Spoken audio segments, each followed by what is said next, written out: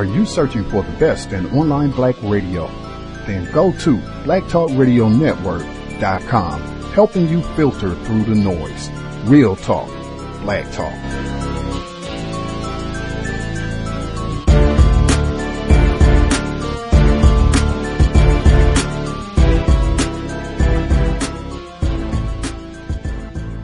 The internet is full of half-truths and all-out lies. We've all seen them, and many people on social media complaining about it.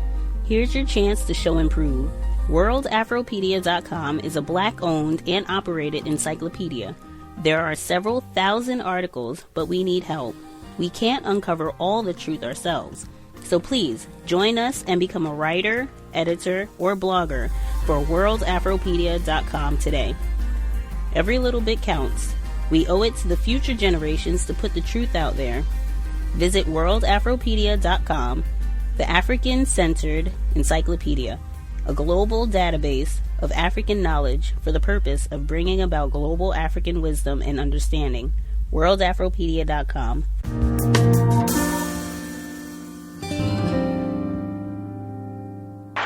And for the Philadelphia Eagles, the long drought is over. Finally.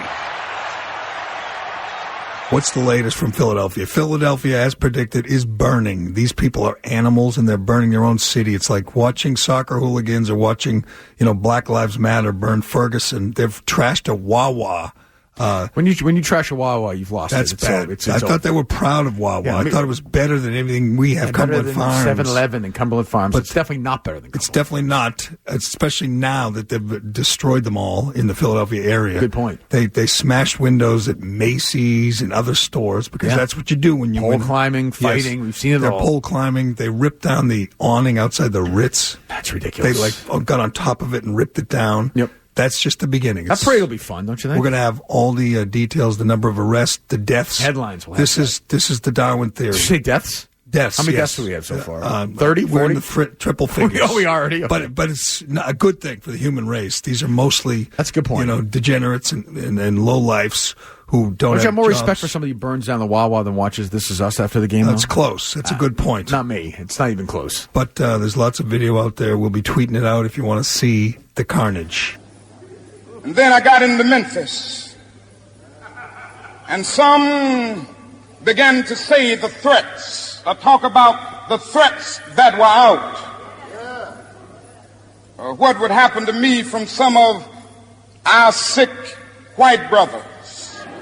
Well, Super Bowl Sunday marked the 50th anniversary of the Drum Major Instinct, a historic sermon that Reverend Martin Luther King Jr. gave at the Ebenezer Baptist Church on February 4th, 1968, 2 months before his assassination. The sermon is mostly remembered for the way King concluded it by imagining his own funeral, downplaying his famous achievements, and saying, quote, "If you want to say that I was a drum major, say that I was a drum major for justice." Well, on Sunday, on that 50th anniversary of the speech, Ram trucks marked the anniversary by using part of it in a Super Bowl ad to sell trucks. The ad featured King's voice played over video showing U.S. Marines, ranchers, and a soldier wearing camouflage. Want to be important? Wonderful. If you want to be recognized, wonderful. If you want to be great, wonderful. But recognize that he who is greatest among you shall be your servant. That's a new definition of greatness. By giving that definition of greatness, it means that everybody can be great. You don't have to know about Plato and Aristotle to serve. You don't have to know the theory of relativity to serve. You don't have to know the second theory of thermodynamics in physics to serve. You only need a heart full of grace. Soul generated by love. Well, in that same speech that Ram used for a truck ad, Dr. Martin Luther King warned the drum major instinct is a desire to be important and seek recognition, which advertisers take advantage of. The presence of this instinct explains why we are so often taken by advertisers. You know, are those gentlemen of massive verbal persuasion. And they have a way of saying things to you that kind of gets you in the bind. In order to be a man of distinction, you must drink this whiskey. In order to make your neighbors envious, you must drive this type of car.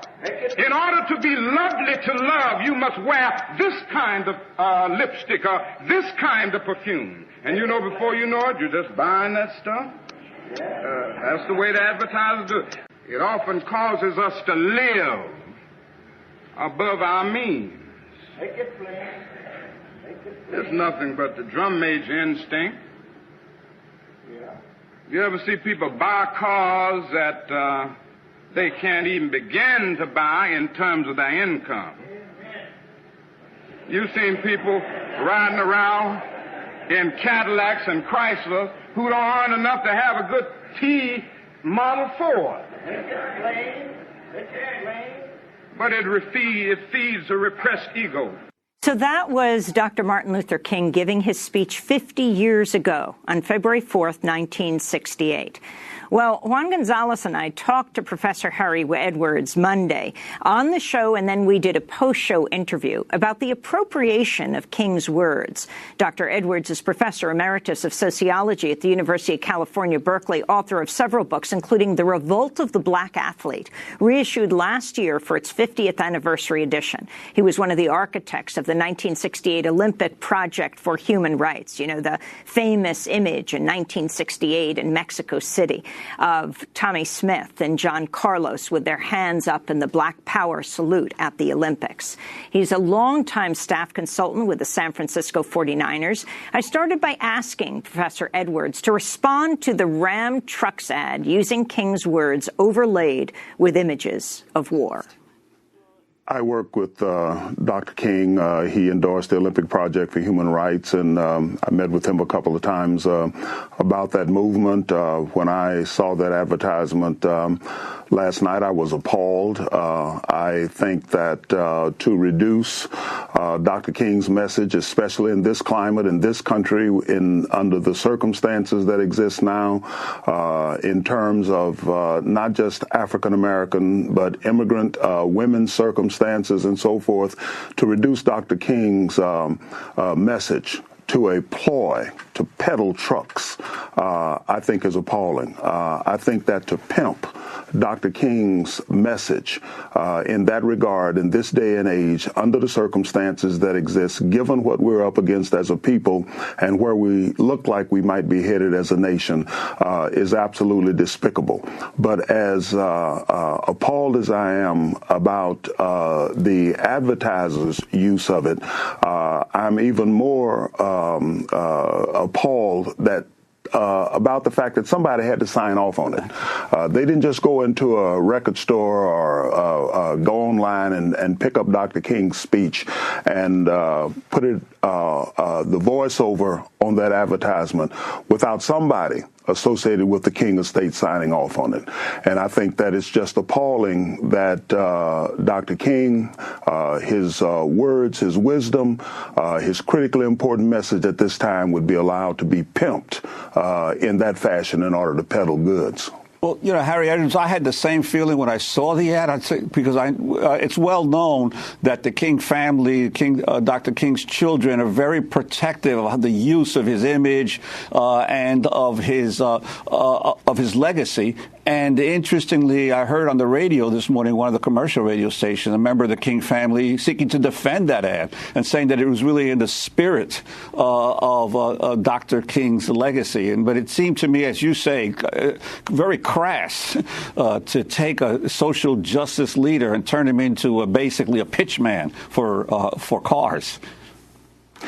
Well, it's not just that he was turned into a pitchman. It's that at a time when we should be studying Dr. King's message and studying his words in this critically important historical era, when we're on the verge of massive changes in virtually every institutional arena, to have watered down any aspect of his message to the point that it becomes an advertising ploy, I think degrades both the wisdom of the message and the urgency what Dr. King referred to as the fierce urgency of now at one time. I think it waters down all of that. And to sign off on something like that, I think is despicable. There are people who are in control of his estate. They most certainly can do whatever they want to do, but in doing it, I think that they should also have to face the judgment of those people in society who regard Dr. King's words and wisdom as critically important and substantially enduring in terms of the struggles and so forth that we face as a society and as a nation. That's Harry Edwards, Professor Emeritus of Sociology at the University of California, Berkeley, author of a number of books, including The Revolt of the Black Athlete, reissued for its 50th anniversary edition. I always thought, why I never had a hero, a black hero? And I always wanted to go to the movies and see a black hero. I figured out maybe someday on television they'll have it, man. Like you see on television, they come out. Look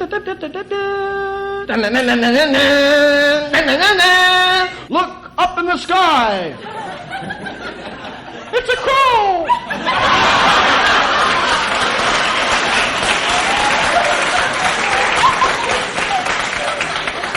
It's a bat.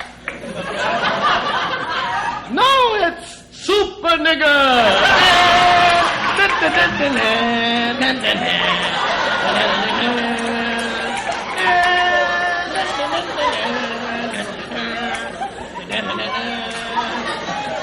Yes, friend, super nigger. Able to leap tall buildings with a single bound. Faster than a bowl of chitlins. We find super nigger with his X-ray vision that enables him to see through everything except Whitey. You're telling me that the king of a third world country runs around in a bulletproof catsuit? My king. Stop it. The Black Panther lives.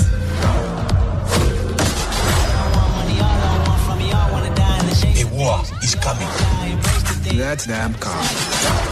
Watch me do my... I hope you're ready, bro. Because I'm just getting started. Let's have some fun. The King arrives. That is the tagline to Black Panther, the latest and greatest Marvel comic book superhero movie. But this is one blockbuster with the potential to do more than break box office records. Black Panther, to many, is breaking new ground. And boy, are moviegoers excited. Listen to the kids at this Atlanta middle school after their teacher told them they were going to see it.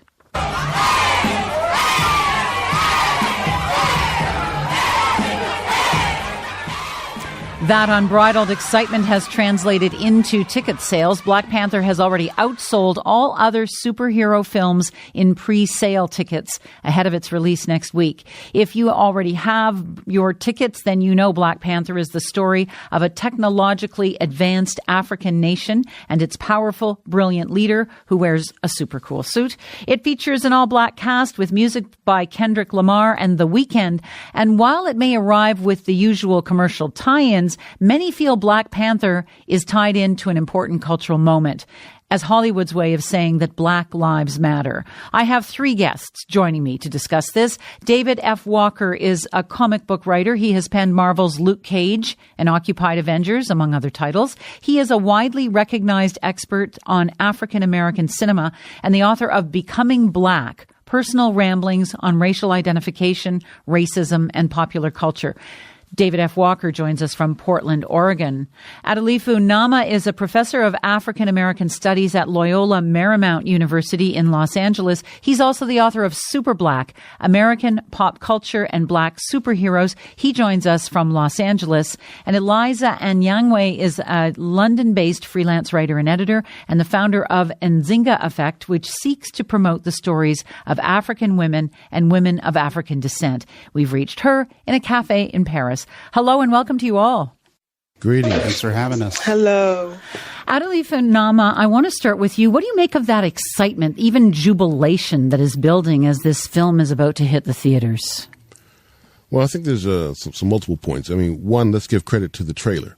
I think whoever cut that trailer put together, and they put out a powerful image and compelling music that if people are going to do their next round of trailers, they need to talk to the people who did this one. The other dynamic, I would argue, if we get right into kind of the racial implications of the film, is that we've had about 41 years of science fiction as a film genre that has dominated the imagination of the American audience and possibly even the world, starting with Star Wars, right? And this particular film, I would argue, is not the Black Panther comic book reader coming to the Metroplex, but I would argue that it is, in its representation, like the first black science fiction film. And I think it has a certain type of resonance in terms of 40 years, 50 years of a genre that has primarily excluded black folk from the technological, the super science, the fantasy-scape of phenomenal achievement. And now we get to see this packaged in such a powerful and compelling way that it's capturing the imaginations of young black folk in particular who want to live in this moment and see in this moment something that represents what they think they are and probably will be or could be in the near future or far off future. Eliza Ann Yangwei, how do you interpret the fervor over this film? Thank you. And again, apologies for the noise in the background. I'm excited as a reader and a fan of comic books, particularly a fan of the Marvel Universe. And, there is a sense that we finally have a film that does the justice to the fact that black people, African people specifically, and I think that distinction is important to talk about African people living in the imagination, African people living in a technologically advanced future, African people being the smartest in the world. Where the dominant narrative is of one of death, destruction, disease, here is a film that says this is exactly the opposite. And so it has captured the imagination of people from that continent and descendants of that continent who have known within them that they are part of a greater narrative, but have failed to see that narrative represented in the popular culture and in the media that they consume. David F. Walker, to what extent do you share that excitement over Black Panther? Oh, I have incredible excitement. I'm a nerd at heart. With young people especially, we'll say, just for the sake of argument, under the age of 20 here in America, these are young people that were raised with Barack Obama as president, right? And have known, to a large extent, nothing other than a black president of the United States. And now we're stuck with what we're stuck with. And I think for young people, part of this excitement is that for the last year or plus, what we started seeing with the Black Lives Matter movement and all the police brutality, we saw so much victimization, we saw so much hate, we saw so much racism rearing its ugly head. Not that it had ever gone away, it was just sort of hiding, but now it's back out there. And I think part of this is, and this goes back to the history of film, whenever there are films with large black casts and marketed towards a black audience, part of it was the fulfillment of escape fantasies, whether it was the fantasy, the need for justice, the need for revenge, that sort of thing. And I think that's part of this excitement is there's a generation who had a lot of hope for 8 years, and that hope has sort of been is in question now. And film is providing something for them that real life can't provide. And I think more importantly, what film does as the sort of modern equivalent to ancient myth, it allows us as black folks, whether we're direct African descendants or African Americans or African Canadians or African wherever, it gives us a sense of place in the larger human community, which unfortunately is denied to us most of the time. Our humanity is denied to us in a lot of pop culture.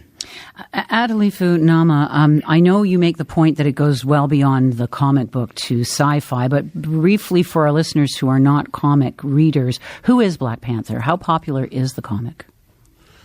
Well, I think in some regards, to capture the popularity of the comic is to almost box yourself in to some type of tangible notion of its impact. I would argue that the popularity of the comic is more measured by its popularity in terms of the black imagination. That the comic book in and of itself has a very limited run. I mean, it starts in 1966 with T'Challa challenging the Fantastic Four to a battle of sorts, and so that he can test out his new powers, so that he can face Claw, one of his historical villains, and be successful. So he starts off as an anti-hero, and then he gets a limited run in the early 1970s. Becomes just kind of like a sidekick member of the Avengers here and there. Gets another run in the late 70s. But the Christopher Priest, as well as Reginald Hudlin reboots of Panther, are the primary source material for the film. And I can say that because I was able to view the film in a screening. So I've seen the Black Panther. And I'll just get right to the point. I really enjoyed the film. I give it a 9 out of 10. I guess I have an unfair advantage in one sense, but as long as you no give spoilers. us, I was going to say no spoilers, but then you're free to say whatever you like, but no spoilers. Right, no spoilers. And so that comic book run in terms of who T'Challa is and the being receptive to it. Like most comic books, they have a kind of like a very small readership, and but dedicated readership. Eliza, you described the movie as Afro-futuristic gold. Tell me more about how you see it. Well, what I meant by that was the presence of, and I'm not an expert in Afrofuturism, but I've seen this growing trend of conferences and events focusing on Afrofuturism. It's this idea of conceiving of a future from an African perspective. And so when I talked about Black Panther being Afrofuturistic gold, I was just musing at the interplay of different things. So there's obviously the technological element, which you find in a lot of science fiction and in a lot of futurism, the role of technology in the future. Then there is this element of the interplay of nature, and it struck me that as part of the ways in which T'Challa becomes Black Panther and gets his strength, he has to eat this herb. And then I think what really clenched it for me was reading about and learning about the fact that, again, his strength comes from the knowledge of his ancestors. And, I was born in Cameroon in West Africa, and very much across the African continent. And you see it also with a lot of diaspora communities, is the role and importance of the ancestors. And while I don't read very much science fiction, I didn't know if that connection with technology, the spiritual nature, and this notion of ancestors featured in those other realms as well. And so those were the things that seemed to me to situate the story very much in an Afrofuturistic context. David F. Walker, how do you think this movie compares to or will compare to past Hollywood representations of African Americans as well as Africans? That, of course, that will remain to be seen. I haven't seen the movie yet, but I think that it's definitely going to, if I was a betting man, I would say that it's going to give us a representation in many ways, the likes of which we've never seen before. Good bet. What's that? That was a very good bet. He's affirming. Okay. He's affirming your expectations. And I think that what we're going to see, Black Panther was produced by Marvel and Disney, and I'm not saying this in any sort of disparaging way. Like, Disney has a lock on what the world wants. They understand it. For them, they're experts, and they've learned a lot. They've made mistakes along the way, for sure, but they don't go into tentpole films like this with half-baked notions, and they're really in the business of selling dreams and fantasies to people all over the world. And this is a dream and fantasy that, that for myself, I've had ever since I was a kid. Working for Marvel, I've been writing Luke Cage. Luke Cage was a hit show on Netflix. There's a moment, when I saw the first episode of Luke Cage, I remember thinking, when I was a kid, I never thought this was going to be possible. Okay, I never thought I would see this. When I saw Black Panther first showed up in Captain America: Civil War, there was this moment that, even as a man in his mid-40s, I reverted back to being probably not even 12 years old, probably like 7 or 8 years old, because there's an age when you're a black person growing up in America, and I'm assuming the rest of the world, and you're consuming pop culture, there comes a point where you become profoundly aware of the absence of people that look like you. They don't even necessarily have to act like you or be like anybody you know, but it's just the fact that there's nobody there. For me, it meant I did not have a place in these epic worlds. And it also made me think, well, can I get a job creating these things? Because if there's a black person making these movies, they at least get somebody in there, right? I meet with young people all the time, and I try to tell them that no one can stop us from dreaming, and no one can stop us from activating our dreams and turning our dreams into some semblance of reality. Even if that reality is a fantasy or sci-fi film, we can do that. And I'm hoping that that's what this movie will do. Anita, I remind you that they got no respect for human life in South Carolina. Said Black Bike Week is an annual event held in Myrtle Beach where motorcycle enthusiasts gather to celebrate their hobby, show off their bikes, and, party. And it's held on Memorial Day weekend, just after another big biker convention, Harley Week. That one is mostly white, and as you might guess, Black Bike Week is largely an African-American event.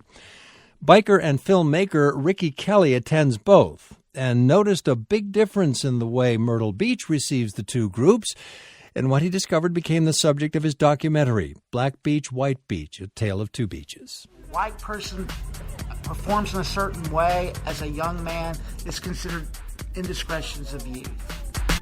You let the same black man get on a motorcycle, do the same things, and it's considered thuggish behavior. Filmmaker Ricky Kelly joins me now. Ricky, welcome. Good to have you here. Thanks for having me, Frank. So tell us about what led you to create this documentary. Well, just years of going and seeing the disparity in treatment warranted me going. It was one particular incident I can recall. I'm standing in front of my hotel, and these two officers rolled up on me and told me to get off the sidewalk. Now, I just paid $220 a night, and I was standing on the hotel's property, not on the street sidewalk. And, I said, I'm not on the sidewalk. And he said, do you want to go to jail? And that alone, I felt so powerless. I felt that, that and several other things, just the over-policing, made me decide to tell the story. So tell us the story now about Black Bike Week itself. It's a big event. A lot of people show up, right? Right. Describe it for me. Well, on a good year, we can have upwards of 500,000 people if the weather's good.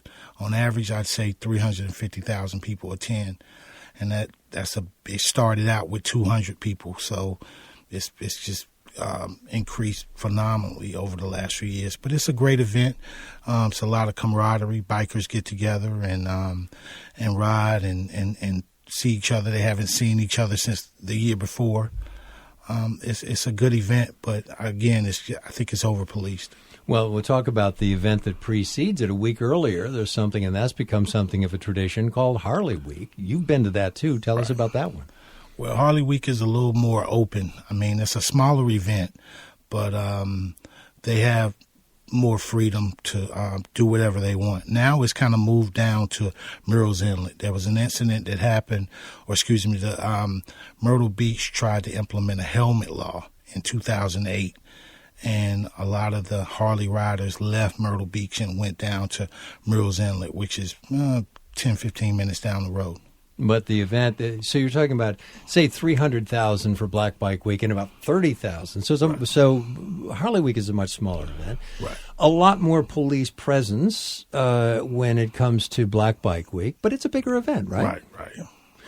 So, but there was a particular event that precipitated this, and it became actually national news because there was a shooting at Black Bike Week several years ago, and that precipitated an outcry from public officials, right? Right. Tell us more about that. In 2014, 3 people were unfortunately killed on the Strip, and it gave the whole event a bad reputation. What happened was some young people that was from areas around Myrtle Beach that had been beefing or having words on Facebook. And when they came together at the event, of course, this unfortunate incident happened. And the city officials took that, and the governor at the time, Governor Haley, they took that as the opportunity to really clamp down on our event. A lot of people don't know that Myrtle Beach is ranked number 13th in crime in the nation as far as per capita.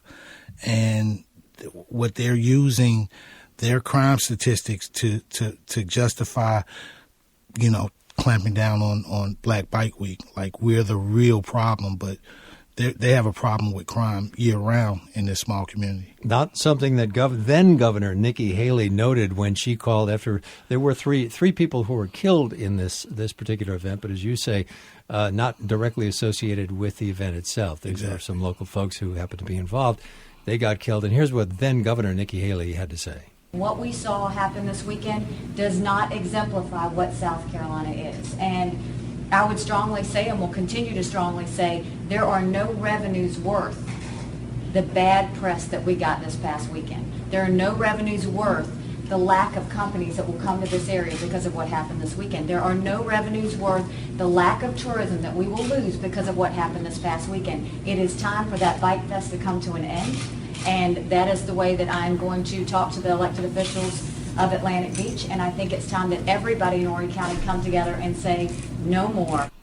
Former Governor, South Carolina Governor Nikki Haley threatening to shut down Black Bike Week. Our guest is Ricky Kelly. He's a biker and filmmaker behind Black Beach, White Beach, A Tale of Two Beaches. You actually compared the crime statistics between the two events now, the Harley Week, which is a predominantly white event, in which we have 10 times fewer people, but the crime statistics were certainly not up by a factor of 10 at Black Bike Week. Much smaller. Right.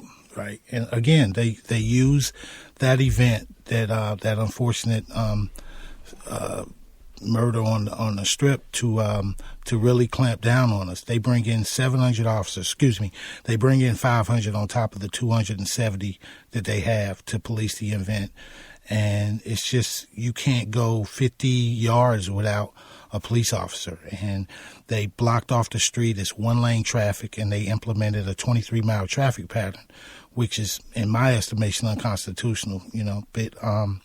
It's a loop, right? So you can't get off of it. It's a 23-mile loop, and once you're on it, you can't go down the side streets. You can't go anywhere but around. Right, exactly. Once you get trapped in it, unless you can prove that you live on this street or that you're staying in this hotel, they would not let you out that loop. And it takes 4 hours. It takes 4 hours to go 23 miles at this pace. And motorcycles are built for air induction to keep them cool. So it's a lot of pushing the motorcycles for miles at a time, really. And it's just a terrible situation. Of course, they only implement that during Black Bike Week. It's the only week that they do that. And restaurants as well. So other businesses are changed dramatically between the two events and compared to other events throughout the year, right? Right.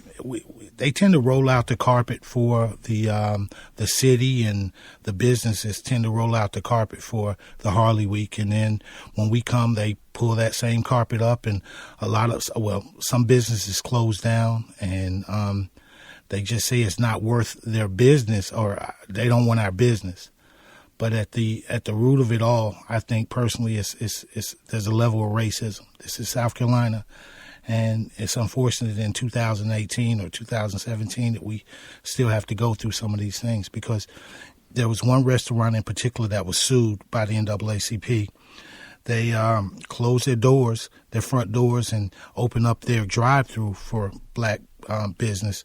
And it's basically looks like in the 60s and the 50s when blacks had to go to the back of the restaurant and eat, and we had to stand outside and eat. And then their menu, they only sold barbecue, which at any other time of the year they sell hot dogs, hamburgers, and ice cream, but just for us, it was barbecue. Other restaurants that only used plastic dinnerware and were taking things off their tables and that sort of thing. So talk about, and as you say, there have been a couple of lawsuits already when it came to the businesses. Also, some of the signage. You point this out in your documentary. Whereas in Harley Week, it's welcome bikers. Black Bike Week, it's no helmets, no hoodies. Those signs go up. So it's a very different feel. Right. Yeah, it's unfortunate. Other events around the country, too. You talked to one woman who's a biker. She has been to other events around the country, including at Daytona, and she compared the reception for black bikers in Daytona with the one she got in Myrtle Beach. I just really enjoy the atmosphere in Daytona much more than Myrtle Beach, in that wherever you are in Daytona, it's welcome. You're welcome as a biker. You're not looked upon or frowned upon, and it gives you the opportunity to ride a lot more. If the police officers are looking at you, they're telling you, nice bike. Wow, can't believe a woman is riding that bike. But in Myrtle Beach, it's more of, let me make sure your bike is registered. Let me make sure you have the proper insurance. Let me make sure you can even afford to ride the bike. That's Patrice, a biker with the Vicious Riders MC, one of the many who are featured in the documentary Black Beach, White Beach, A Tale of Two Beaches. And I'm here with filmmaker Ricky Kelly. So tell us more about police interactions, too. I mean, 300,000 people who descend on one beach town, that's a lot of people, and it would seem to me would require some extra policing. But tell us about the perceptions that you have about the policing. Well, certainly, yeah. I understand an uptick in police, but this is overwhelming in some aspects. She was talking about, and that's Miss Foxy, who you just heard. She was speaking about Daytona. I spoke with some of the police officials down there, and they do policing in a different way. They would take 4 officers and have them walk, the block, and they may have 150, 200 officers staged 2 blocks away. So if anything jumps off, they can respond immediately to the situation. But it's not that overwhelming presence of police. Well, what about the interactions that you have or other African-American bikers might have with police? Well, like she stated, I think, and it comes from when they bring a lot of outside, again, they bring in 500 officers from outside that jurisdiction. And some of these officers come from small jurisdictions where they may have 200 black people in their town, and they've never dealt with 350,000 black people at one time, and it's overwhelming. And you can't just ask them, hey, where is a coffee shop, because they're not from there. And they don't seem to have that officer-friendly attitude when you come. It's like they treat us like we're a horde of gangsters that come into the city. And it's unfortunate because a lot of those people, the majority of those people, are just hardworking motorcycle owners that want to come down and let their hair down for a week and enjoy it. Because, again, I love Myrtle Beach. I just don't think Myrtle Beach loves me. I've always wanted to be a cop with a uniform fit where common it seems. Being in niggas call the crazy, they discuss the politics of dreams. That's why I've always wanted to be a cop, so I can criminalize the gate of your stroll, the shape of your mold, and take a toll. A displaced dark face as safe as an ace in a hole for a cop. As good as I, a book of guy drinking crocodile. Don't resist, put and pie. You think I won't, but why wouldn't I? I'm a cop. In Baltimore today, closing arguments in a federal corruption trial involving the city's police department. At the center of it, the elite Gun Trace Task Force, a unit that once racked up praise for racking up arrests and recovering hundreds of illegal guns. As it turned out, members of the unit were committing crimes of their own, even as they policed Baltimore streets. 8 officers have been charged. 6 pleaded guilty. The other 2 are the defendants in this case. Justin Fenton has been in the courtroom for the Baltimore Sun, and I asked him what exactly the officers are accused of doing. It ranged from illegal tactics used to stop and search people on the streets to high-stakes robberies where they would identify big-time drug dealers, put illegal GPS trackers on their cars, and break into their homes and steal money. And how have their lawyers been playing it, the 2 who are fighting these charges? One of the officer's defense attorneys has made the argument that his client did in fact steal money, but that officers are are empowered to seize money if they believe that there's probable cause that it's, fruits of a crime. The other officers, attorneys have generally been chipping away at the credibility of the government witnesses, saying that they're either drug dealers or officers who pleaded guilty and have an incentive to lie. Does it undermine the case of these two officers who are fighting the charges that some of the witnesses testifying are their former officers from this unit who have pleaded guilty? I think the officers who took the stand, they outlined a wide range of crimes. They are technically charged with incidents going back to the 2014-2015 timeframe and continuing up through their arrests. But they've also told the FBI and testified that they were committing crimes going back to 2008. And it's really raised a lot of questions about the department's ability to police its own. Oftentimes, these officers were in the crosshairs of internal affairs, but returned to the streets and essentially got promoted into this elite unit. The backdrop to all of this is the Baltimore Police Department has had problems for some time. I mean, just last month, the mayor fired the police commissioner and appointed a new one. This will be Baltimore's third commissioner in 5 years.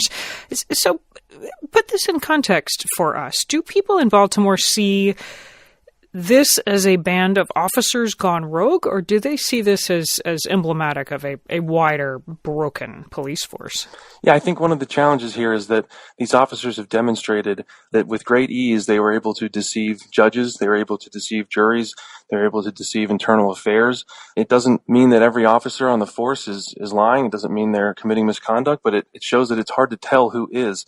This also comes in the wake of the Freddie Gray case, Freddie Gray who died in police custody. There was riots here. The city at that point pledged that they were going to turn things around and reform the agency. And for this to happen in the wake of that, I think there's a real crisis of confidence right now in the police department. And what about morale inside the police department? I was interested and saddened to read that last year Baltimore had the highest per capita murder rate in its history. The police had plenty to do, and now comes this corruption scandal and trial. What's the mood like inside the department? I mean, officers that I know are saying that they can't believe this kind of stuff went on. They say that in their wildest dreams, they wouldn't think that someone was carrying out robberies and home break-ins and all these different crazy things that have come out in testimony. At the same time, one of the arguments the defense is making is that post Freddie Gray, with surging violence, it opened the door for this kind of stuff, that the agency was eager to get officers who were willing to go out there, get guns, work hard, work long hours, that there was a morale crisis, and that officers like these seemingly stepped up into the void. So now the agency is trying to figure out how do we rein this in. Justin, thanks very much. Okay, thank you. That's Justin Fenton of the Baltimore Sun. He's covering closing arguments today in a corruption trial involving the Baltimore police. A little tote? Huh? Go ahead. Curtis, what is that? Oh, come on, Derek. Weed is for niggers. Put that away right now. A little self-respect. 5 years after Washington state legalized marijuana, Seattle city leaders have now decided to erase misdemeanor pot convictions from the past. Charges will be dropped. Convictions will be vacated. It's expected to affect between 500 and 600 people. Allison Holcomb heads up strategy for the ACLU of Washington, and she was the architect of Initiative 502, the measure that legalized marijuana back in 2012.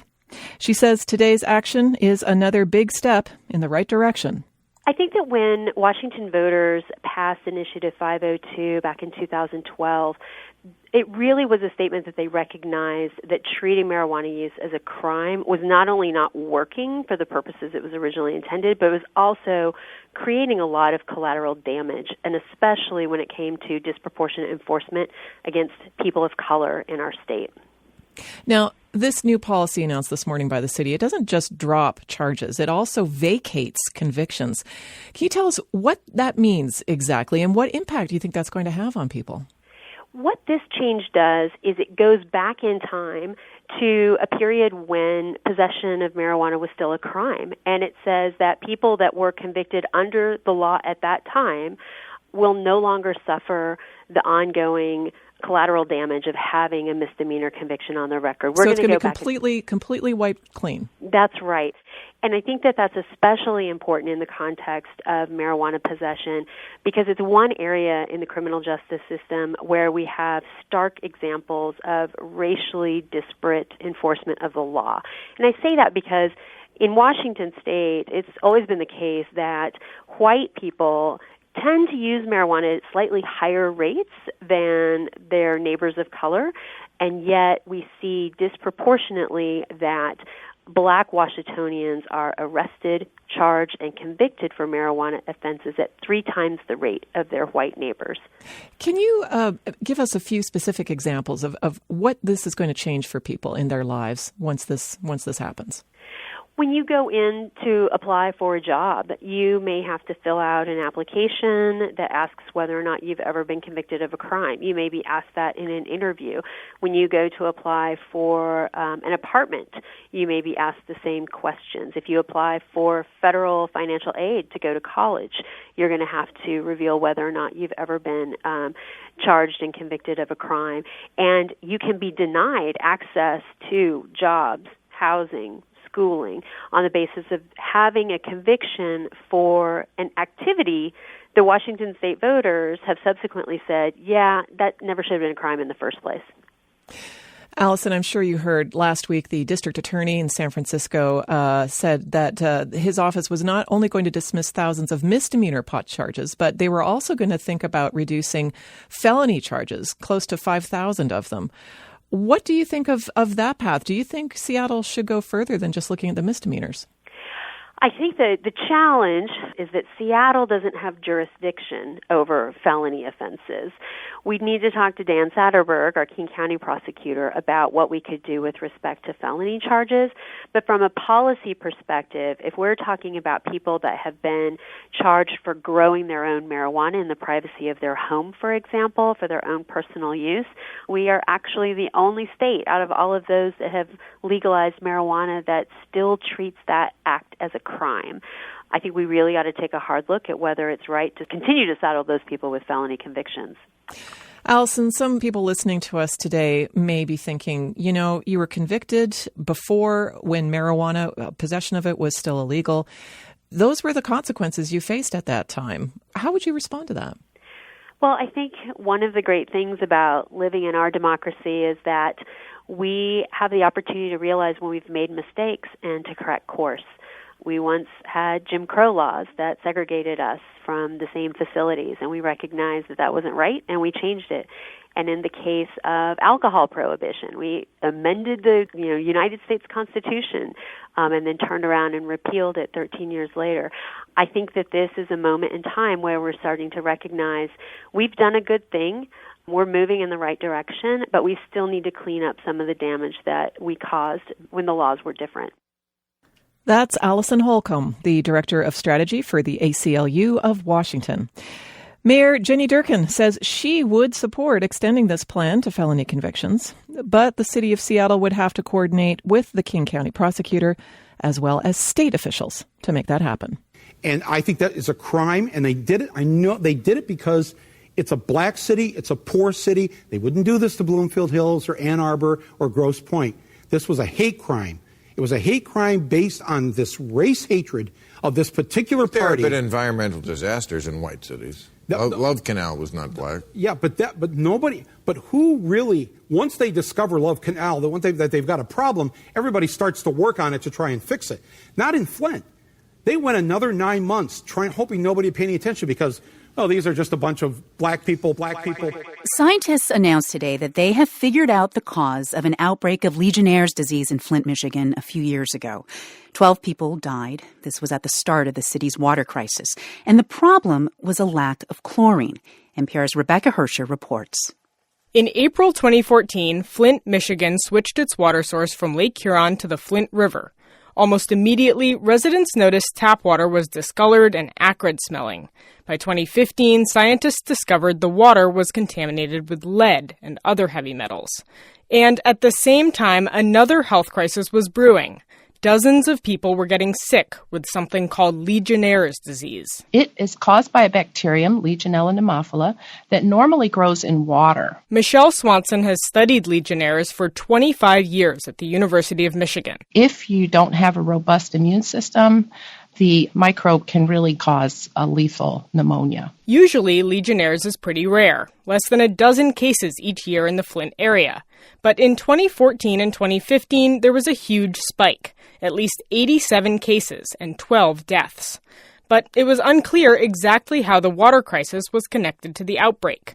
Earlier studies suggested the chlorine used to treat the water might have something to do with it. Swanson and her team analyzed detailed data and found, yes, the chlorine level had dropped significantly during the crisis, allowing the Legionella bacteria to thrive. The results were published today in 2 papers. And it turns out there was a surprising link between the high levels of lead in the water and low levels of chlorine. Lead and other heavy metals can soak up chlorine. So when the water company in Flint switched to the contaminated source, they would have had to dramatically raise chlorine levels to prevent Legionnaires. During the Flint water crisis, the amount of chlorine that needed to be present to reduce the risk of disease was much higher than normal. That also helps explain why the disease outbreak ended when the city switched back to its original water source, even though the Legionella bacteria aren't completely gone from the water system. This sort of research is just essential. Mark Edwards at Virginia Tech was one of the first scientists to sound the alarm about contaminated water in Flint. He says the new findings may lead utilities to take more responsibility for preventing future outbreaks. Clearly, the Flint water crisis and the deadly Legionnaire's disease outbreak showed that there is a role for the water company to protect consumers. Rebecca Hersher, NPR News.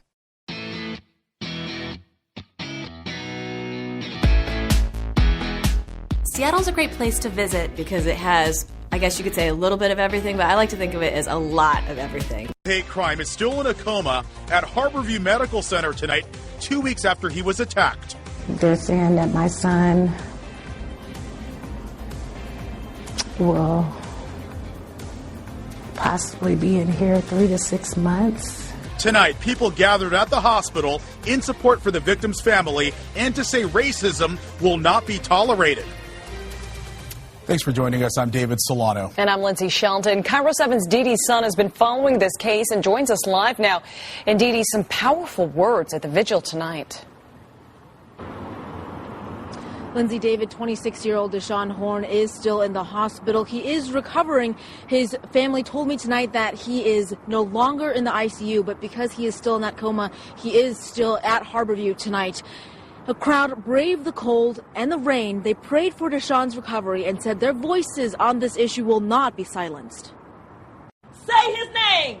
Deshaun Horn! People hugged each other outside Harborview Medical Center, lighting candles. We join with the family of Deshaun Horn to remind the world that his life matters. It's the 2-week anniversary of a brutal hate crime in Auburn.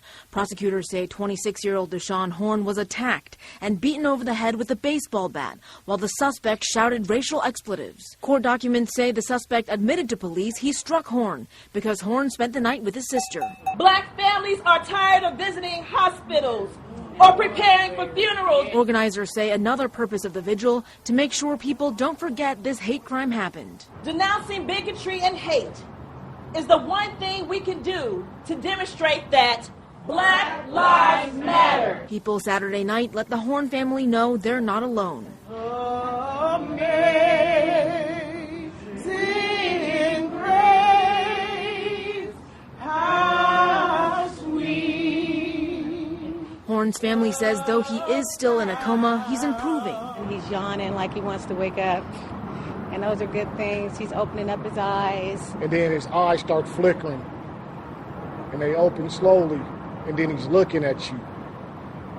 And then you say, hey, Sean's going to come out of this. You got his son to raise. He's not done living. As Horn's family waits for him to wake up, they're finding strength and faith. I'm mad. I'm angry. Let's not get it wrong. But I forgive him. You know, I do. I forgive him. And I gave that to God. As far as the suspect in this crime, Julian Tumagawa, he's 18 years old. He will be arraigned in court Monday, and many people who are here at the vigil tonight tell me they will also be there in court to see his arraignment. Horn's family tells me they are hoping to hear that he will plead guilty. That way they can move on past this and focus on Horn's healing. Live at Harborview, I'm Dee Dee Sun, Cairo 7 News. Hitler had the supreme fascist state. And what was he worried about in Europe and in Germany? He was worried about white genetic annihilation? What is everybody in Europe worried about now? Why genetic annihilation? All these people from Syria coming up in here. Unfortunately, recently in Italy, we had a significant terrorist event. Talking Points memo explains Luca Traini, 28 years old, remained jailed as police investigated him on multiple counts of attempted murder with the aggravating circumstance of racial hatred for the Saturday attacks in the Italian city of Macerata. Oh my God, man! ISIS sent this guy, huh? Hey, look, we got to figure out what the hell's going on here. So we got to block all these. Oh, he's not Muslim, huh? That's interesting. Oh, he targeted immigrants because he's a right winger, huh? No wonder I haven't seen a tweet from Donald Trump about this.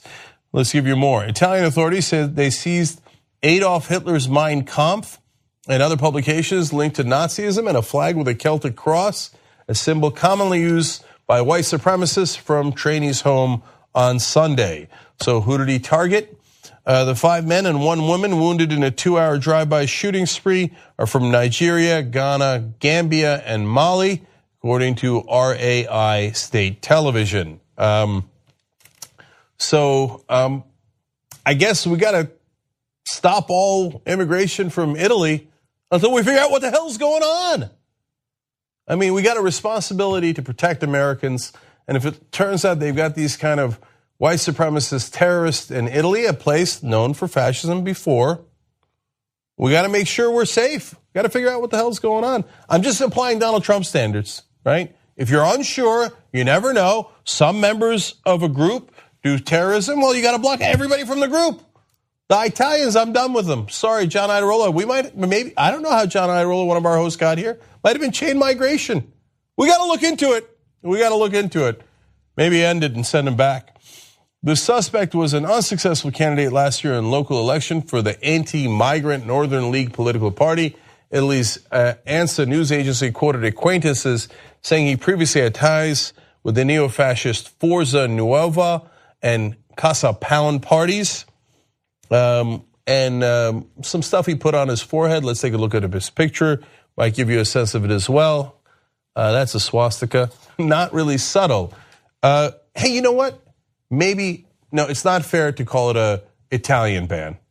Maybe we should just make it a right-wing ban from all the different countries until we figure out what the hell is going on, right? Because to be fair to Italy, and we don't want to discriminate against Italy, it might be a lot of countries we have to ban because of right-wingers that come from those countries that commit horrible acts of terrorism. Weird, though, that there hasn't been nonstop press about this issue. Because I know that if there's an act of terrorism, especially if it's politically motivated, driven against certain groups, our press goes nuts over it, and Donald Trump goes nuts over it, and the Republicans go nuts over it. Unless it's a right-wing terrorist, as is, by the way, the majority of terrorist acts in the United States. So, now, final piece of irony here.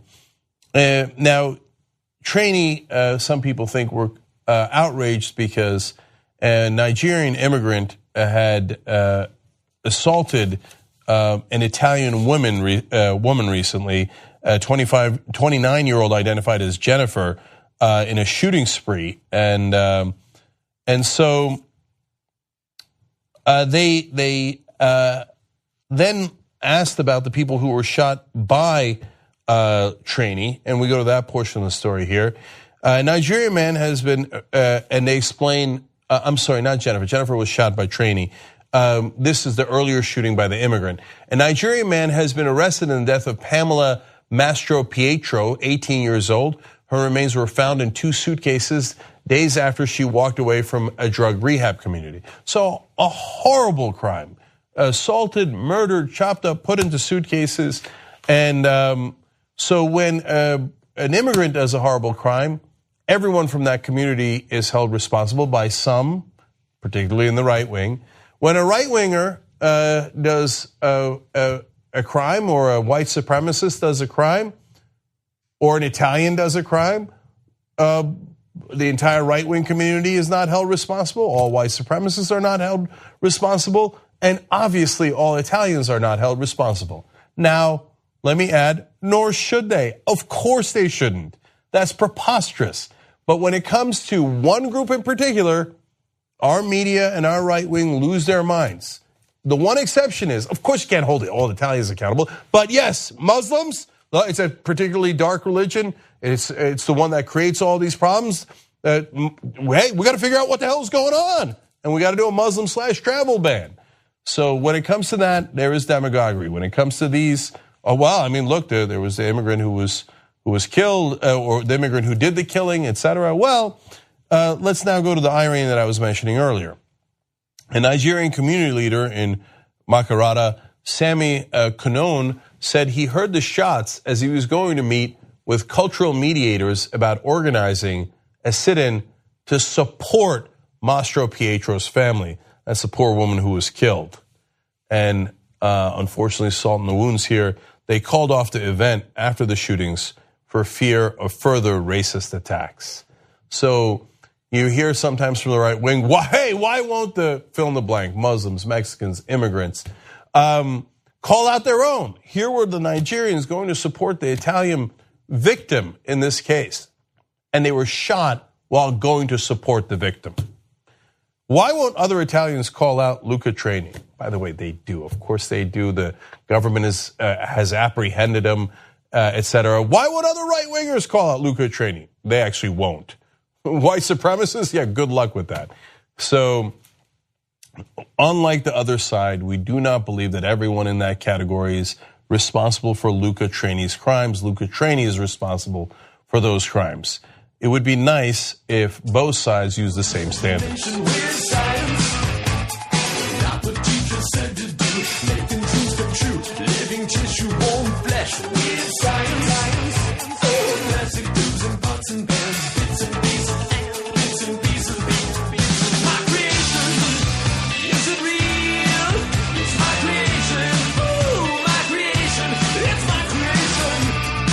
For the first time, scientists here in Britain have grown human eggs in a laboratory. The researchers at the University of Edinburgh removed egg cells from ovary tissue at their earliest stage of development and grew them to the point at which they were ready for fertilisation. The tissue was taken from volunteers who are giving birth by caesarean section.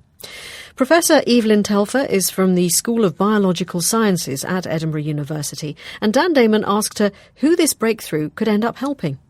If it could reach clinical practice, then it would be most applicable to young women who are looking at fertility preservation if before they underwent damaging treatments such as chemotherapy or radiotherapy. So you're intervening in the process of the egg developing. That's what you've been able to do, to identify a part of that process. Well, at the moment, clinically, young women, before chemotherapy, they have a small piece of their ovary removed and stored for later use, once they're healthy. And the only option to use that is to transplant it. So that tissue is available, but that tissue contains very, very immature eggs. So what we've been able to do is to use that tissue and grow those very immature eggs all the way to the point of full maturation, so the point at which they would be ready to be fertilised. But we need to show that these eggs are indeed healthy and normal, and we haven't been able to show that at this stage. What would you need to do to prove that? Yeah, well, there's various things that we have to do in terms of the actual process itself, and that's what we're working on.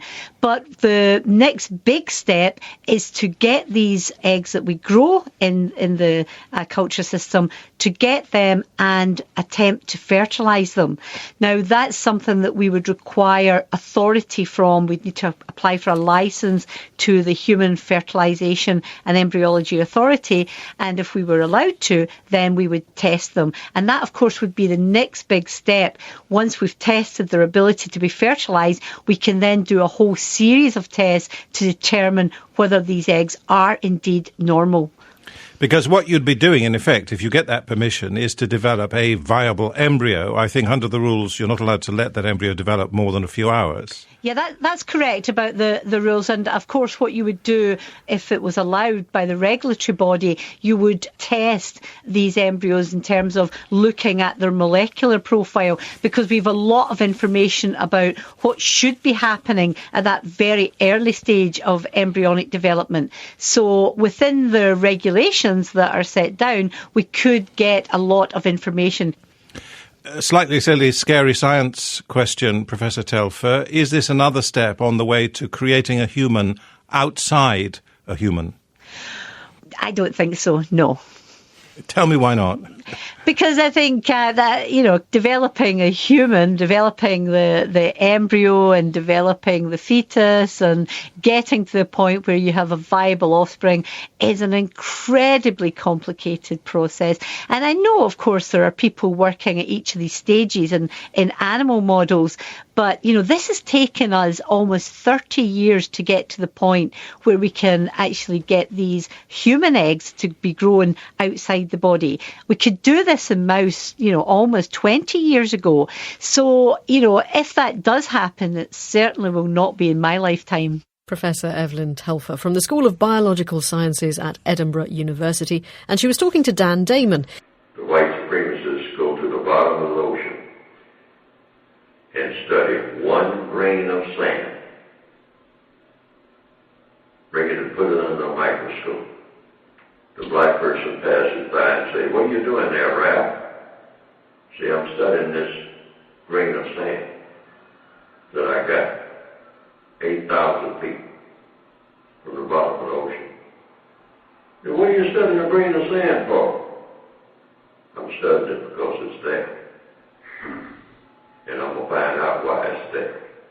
And I'm going to find out everything about it. How it got there, what it does while it was there, what it can be used for by me."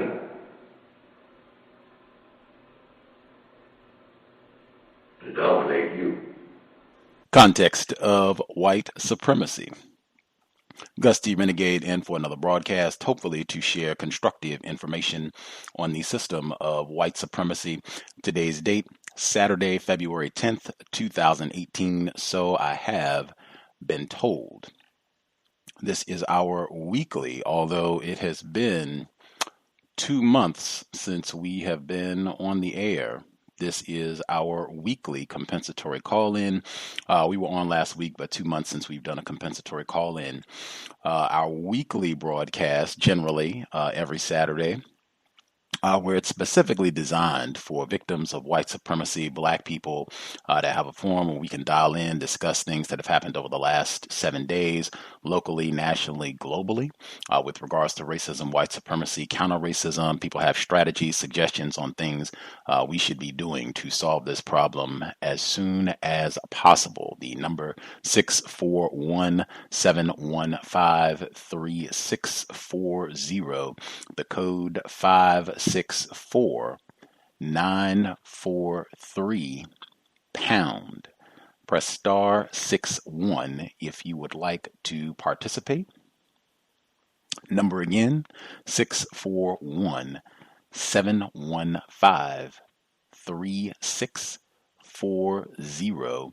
The code 564-943 pound. Press star 61 if you would like to participate. Quickly, before we get to some of the folks, if you have commentary that you would like to share, a few things that I want to touch on before we get to the callers. First and foremost, we are listener-supported, counter-racist radio, almost a decade, our 9-year anniversary this month. Of counter-racist broadcasting. Hopefully we have been helpful, constructive with regards to non-white people getting a more accurate understanding of what white supremacy racism is, how it works, what it means to be classified as white. You can invest, hit the blog racism-notes.blogspot.com, racism-notes.blogspot.com. notes.blogspot.com. PayPal button is in the top right corner. If you are not into PayPal, drop us an email. We can get you a physical mailing address. Because of the flood, my physical mailing address changed. So anybody, if you are interested in mailing any support, you'll have to drop an email to get the new physical address. Any of the folks who are interested in supporting, helping out with regards to the flood, certainly you can use my PayPal. You can also nab any items from my wish list at Amazon.com. I can even give you a quick anecdote as a part of the catastrophe, the flood. I just got from my wish list, no less, I think like in October, just got a great bamboo bath brush. I'd said like self-care. I was doing that even before the flood happened, and recognizing the importance of that, and getting soaps that I like, just things to things that are constructive to build your body up so that I could feel better going about doing the work of counter racism. I had my great brush. I packed it to take with me with the flood, but I had used it the day of the flood, and they say you have to leave it out so it'll dry or it'll get moldy because of the moisture. And so I packed it. It was still wet, and forgot about it. And then when I went back after a day or so, whatever, after all the chaos with the flooding and having to get moved around and all that stuff, and of course it was all icky and what have you from being packed for a day. So I lost it, and then I could not find an adequate replacement, and it was just one annoyance in a month of thousands of annoyances, and certainly small on the list in comparison to the flood. But I mean, that was just one other thing to mess up my bath time. But listener nabbed, I put a replacement brush on my wish list, and I got it this week. And man, that was one thing that did add a small bit of pleasure to the experience on the plantation of white supremacy. So much obliged to folks who have invested, supported in the cows, many people who reached out to ask how they can help and support since the flood situation. Much obliged. And again, I hope the program is worthy of your time and energy. Other things I wanted to touch on.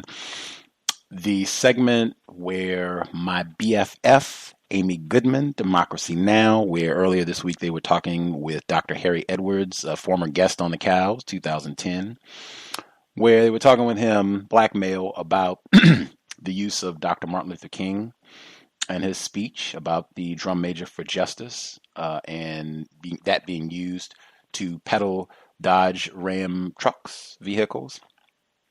Dr. Harry Edwards, he is a victim of white supremacy. He has VGQ, Victims Guarantee Qualified. He can say whatever he wants to about racism. My BFF, Amy Goodman, is a suspected racist of the highest order. That is a major pattern that I've observed with her over the years, where they will bring on black people, non-white people, to criticize other non-white people. It's valid.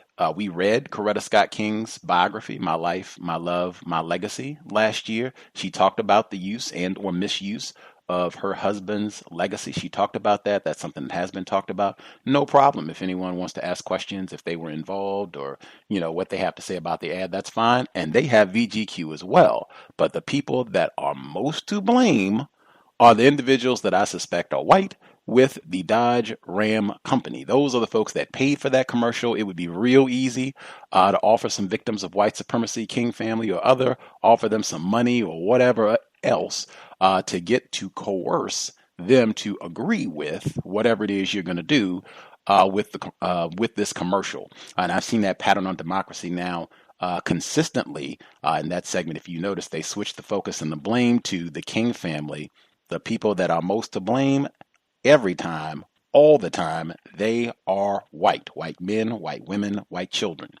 Next, there was a lot of hoopla about the Black Panther film. I feel the same way about Black Panther as I do about Get Out.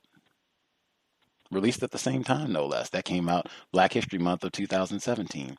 The film I was more excited about that came out this week was the PBS Independent Lens documentary on Winnie Mandela. Wow. fantastic. I would highly recommend folks watch it. I do think it's interesting that they released that film during February, quote unquote, Black History Month in this part of the world. Generally, it's been my observation racists avoid that sort of thing. Like Black History Month in England is in October. It's not aligned so that you would have black people around the globe all celebrating Black History Month at the same time. Generally, they don't do that sort of thing, but to have this documentary in February, almost as though we should be thinking about what she was fighting against in South Africa and what black people are talking about to some degree during the month of February is one and the same. That generally racists avoid that sort of thing. It's been my experience, but it's awesome. She talks in detail about her philosophy on counterviolence. It goes into great detail about the elaborate local, national, global surveillance that white supremacists had constructed against the Mandela family, Winnie, her husband, obviously, everybody, black people in total in that part of the world. And they talked to some of the race soldiers who were carrying out these orders. Just a lot of great detail, archival footage. It's available online. You can watch it, and I think it aired this week on PBS, like on television, but I think it'll be back later in the month. Great material. Would encourage folks to check it out, study, great counter-racist viewing. Last thing that I will get in, a listener, excuse me, maybe I should have some water. A listener contacted me, I think right at the end of last week, and she sent me a notice that there was going to be some sort of event. It's called the White Ally Toolkit. It's going to be happening in Seattle. And she said, if I buy you a ticket, will you attend? And as I just mentioned, I'm a flood victim. My house just flooded. I have no idea when my housing situation will be resolved. A daily stress. We've done one broadcast in the last 2 months that is unheard of in the history of the cows, at least since 2009, the last 9 years. And, having so much to deal with, I really was not looking to, add anything to my schedule right now.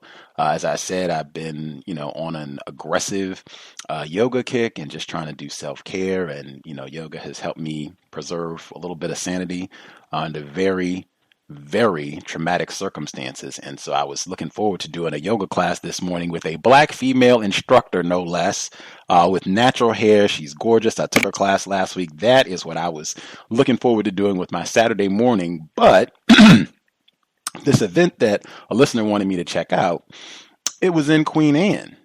And if you heard the broadcast that we did last week when we returned to the air, as a result of the flood, my first temporary residence for about a month or so after the flood was in Queen Anne.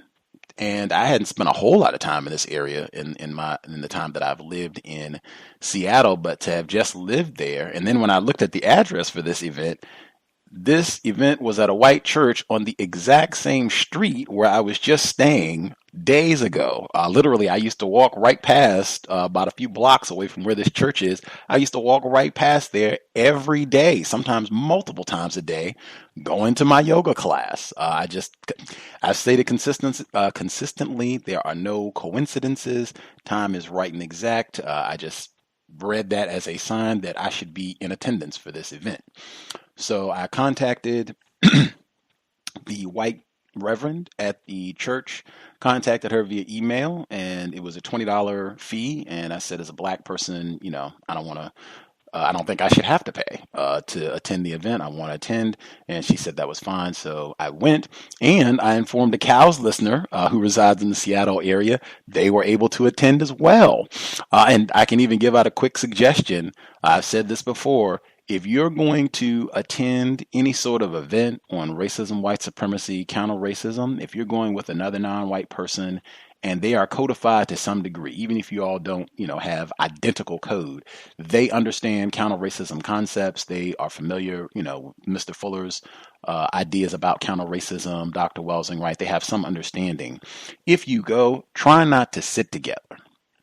I found that works wonderful. My observation, if you sit together, right, black people, non-white people, you all sit together, even if it's a group, even if it's a majority black crowd event, if you're talking about racism and you're being honest about things, following logic, a lot of times that can upset people or make people uncomfortable. If it's a group of you all and you're all sitting together, you can become one entity, to be disregarded, ignored, just to have contempt thrown at all of you collectively as though you are one person when it's actually a collective. You can totally obliterate that if you don't sit together, right? When you don't sit together and you all are you speak individually, united, independent, it totally eliminates that, and they can no longer, in my view, what it does, it becomes, they cannot just attack any ideas or what has been said and just say, oh, that group, that entity is crazy, we'll just ignore those crazy niggers or disregard them. It becomes less focused on it being about who said what, and it just being about, is this logical? Does it make sense? We'll just have to evaluate these ideas, and we can't just dismiss this as the crazy element in the crowd. I have found that it works wonderful when you can do that. Anyway, we went to the event. I was seated by myself. I got there early. I was able to sit up front. Unfortunately, this event, again, the White Ally Toolkit, that's what this was about, was facilitated by a black male. Knew, from the very beginning, I already know I do not think this is going to be very constructive, but I am intrigued because the audience is going to be almost exclusively white. So we go. It's about maybe 50 people in attendance at a church in Queen Anne, as I said last week, super, super white area of Seattle, even whiter than most. And they started at like 9 a.m. this morning, and they give no definition for racism.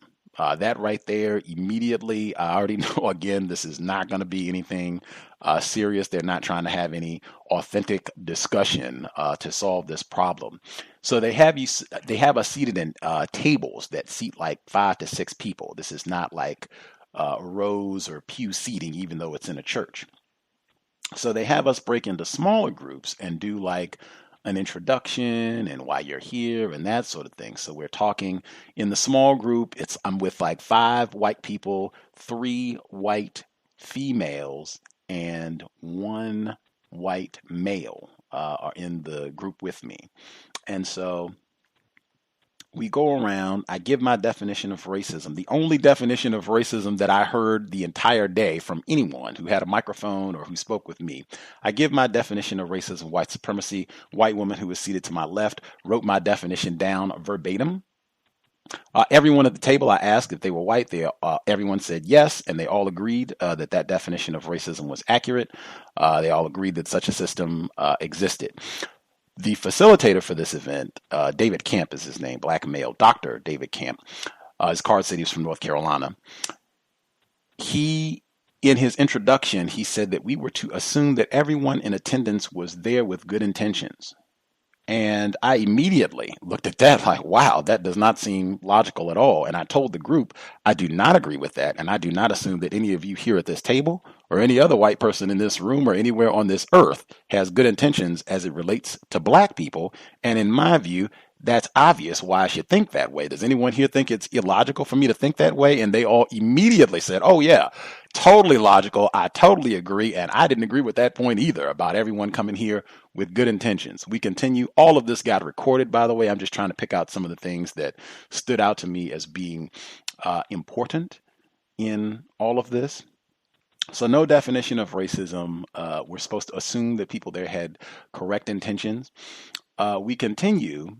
And I was saying that, I do not assume that, folks here have correct intentions. And I don't even assume that, you all here came really with any sort of motivation to end white supremacy. I was obviously the only person using the term white supremacy. White woman was there with her daughter, 16-year-old daughter, and she speaks up immediately and she says, well, wait a minute now. I came here this morning and I'm being attacked. I'm here. I'm doing the work. And I said, oh, you're being attacked? How are you being attacked exactly? And she says, well, you're saying that us coming here, that doesn't mean anything. She talks a little while. She said, well, maybe not attacked. And so she stops, and the black male, he goes back and he, continues with this whole workshop, which is supposed to be about giving white people ways that they can talk to other white people. I think the term that he uses is racism skeptics. That was the term that he was using. This is supposed to be about giving suggestions, ways that white people can talk to white people who deny that racism exists, or they make statements that suggest that they're racist, saying that they don't like Black Lives Matter and that sort of thing, giving white people advice on how they can talk to, question these white people and maybe get them to, think differently about the whole race matter. That's what this is supposed to be about. So fast forwarding, we get to maybe an hour and a half later into all of this. And he says, and with music, I forgot that the lack of seriousness cannot be understated. There was one point where he was kind of asking the crowd questions, like, how old are you? What's your income range? Do you have friends who express racist views? He's asking just a lot of different types of questions. And he would ask a question, and we all had our little clickers so that we could vote and he could get the poll results immediately. He would ask a question, and he would give us maybe 25 seconds or so to answer. In those seconds, he would play a song. And so he would play a question like, are you a white person? Or he would ask a question like, are you a white person? Or are you, to use their nomenclature, a person of color, right? And given 20 seconds to answer the question, he would play like Stevie Wonder, Ebony and Ivory. And, the white people in the crowd would giggle at all the, different song choices. And I looked at some of the white people there, and I told all the white people in my group, I just said that, to me just says we're not serious. I mean, if we're talking about a serious problem, I'm not going to ask you a question and then play a song or a ditty. Every time I ask you a serious question about white supremacy or race, I mean, people are dying every day about this, and we're, giggling and such. Anyway, we get to a point about an hour and a half in or so, and he says, okay, we're going to divide up people into different groups based on how you respond. So the two questions were, one, when someone says or does something racist, and he had examples, do you have like a visceral, emotional response? And so based on your answer to that question, you would get a certain score. And then the next question was, do you respond? Like the frequency of how often you respond. Do you say something? Do you engage when a white person makes like a racist statement or a racist comment? So my score ended up being very low, about as low as you could get on both of those questions. In the first question, I had a very low emotional response when white people make racist comments or statements. And the next one was, do you engage? And most of the time, I do not engage the white person when they practice racism. So this put me in the group that he called analysts. And he said for this group, these are people who seem to understand racism. They seem to be aware of racism, but they don't necessarily engage. They don't necessarily go and do something always, but they're processing. They're thinking about it. He said, this group I'm the most confused about. I don't understand these people at all.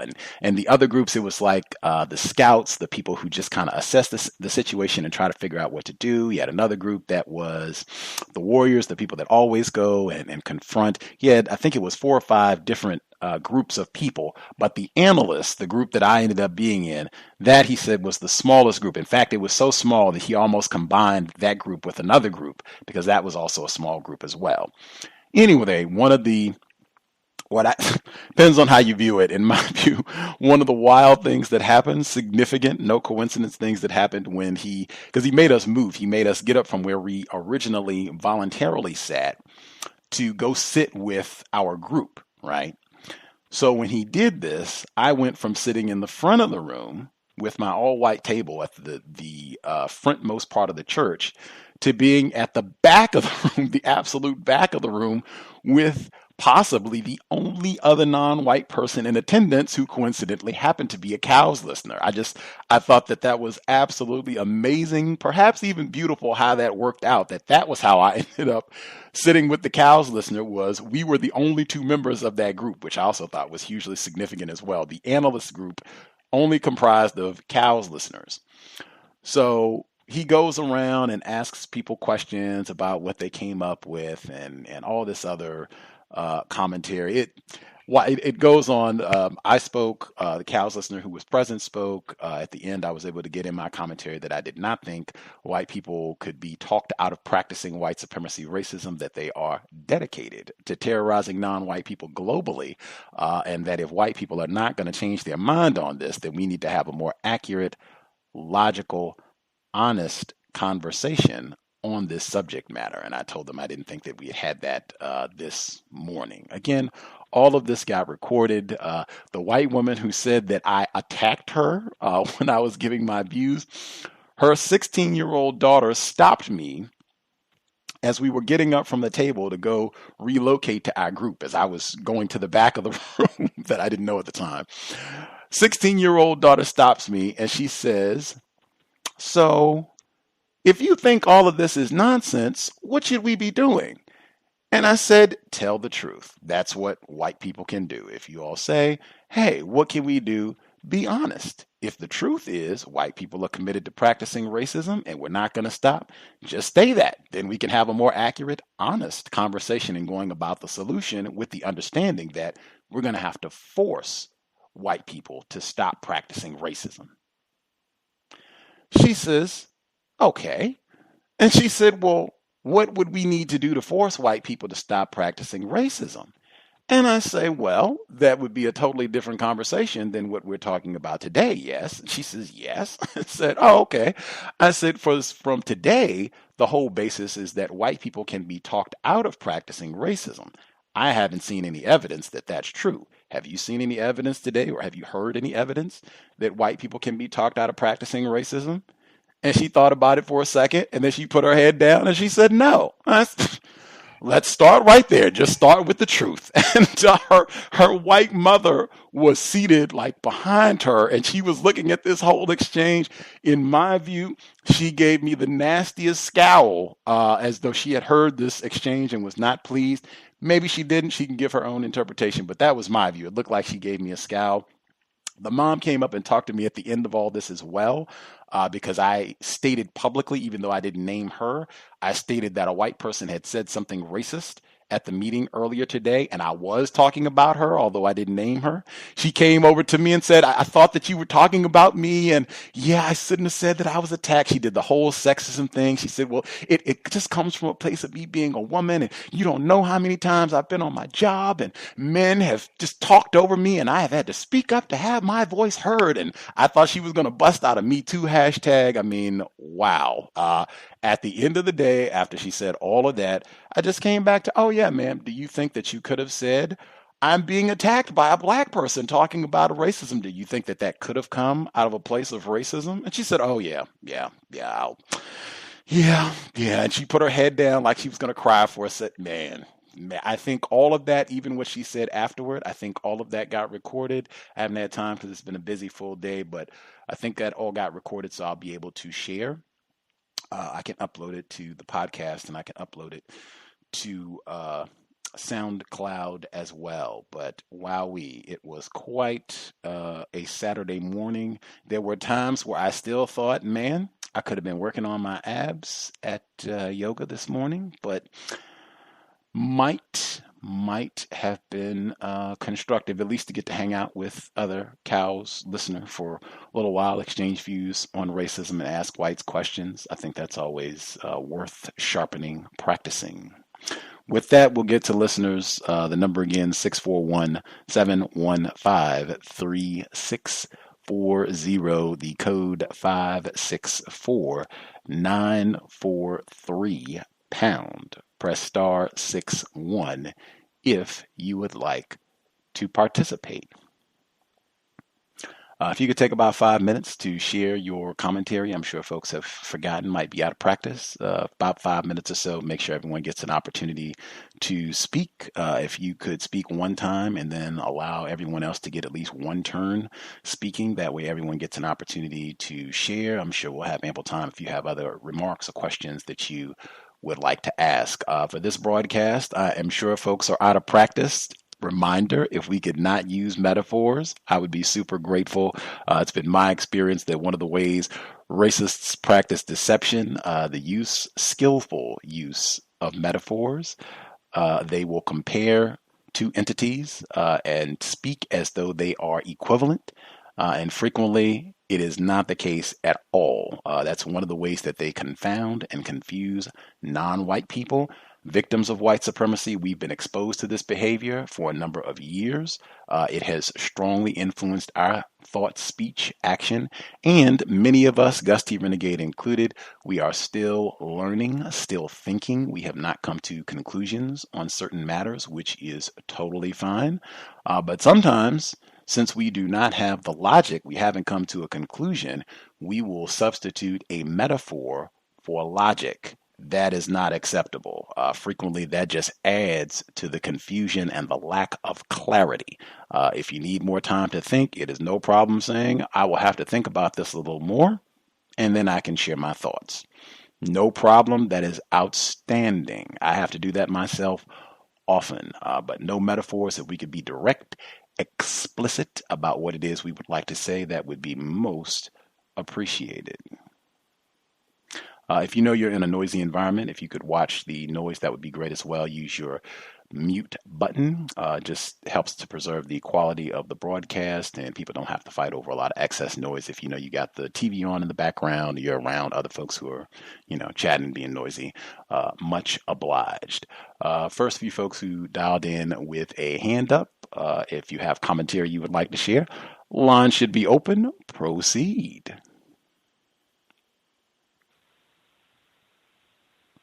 Hello, can I be heard? Greetings, Puff. Greetings. Hello, and I would like to make two comments. The first is a singing comment. Hello, Gus. It's so nice to have you back where you belong. And the second comment is about the things that you had planned before you came on the air. I noticed that I just wanted to point out a white pattern. The white pattern is about the eggs and all that, harvesting eggs in Brazil or whatever. To me, that's to add to the white population. I think that they're doing all this genetic research and everything to increase the white population. And the second comment, I just want to have empathy for you for going through that workshop. I don't know if you paid for it or not, but that sounds like a heck of a workshop. And sorry that you had to go through that. And that's it. Welcome back to the air. I'm so glad that you. This is a very constructive use of everybody's Saturday listening to this show, and I'm glad you're back. And that's it. Much obliged, Puff. I think that's the first time anyone has sung anything to Gus on the cows. Broadcast first. Might be correct on the eggs as well, with what they're doing with fertilizing, growing their own fertilizing eggs and what have you. I think you are correct on that as well. Why I played Mr. Fuller's sound clip after that was over. No empathy for the workshop today, though. That was counter-racist work. That was just being on my assignment. I was glad I had the time and ability to attend. See, other folks who dialed in, appreciate it, Puff. Other folks who dialed in with the hand up, if you had commentary you wanted to share, line should be open. Proceed. Can I be heard? I heard both of you. Emmy, you can go first. I'll be quick. I did want to follow the female caller that just spoke, because that was actually the clip I wanted to that I wanted to address first. One, welcome back. I'm very grateful for the cows and very grateful for the work that you do. I'm also very grateful that you include a lot of scientific clips throughout the compensatory calls that I listen to. I'm so grateful for that. So please include more, because I enjoy listening to them.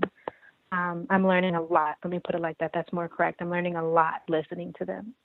And the reason I'm so, captivated by that last clip is that I've always been wondering, the increase in so-called interracial dating or marriage, or just quote-unquote biracial children and all that. And I was like, that just doesn't seem to flow well with what I originally was thinking. And I kept thinking, well, why would white people do this?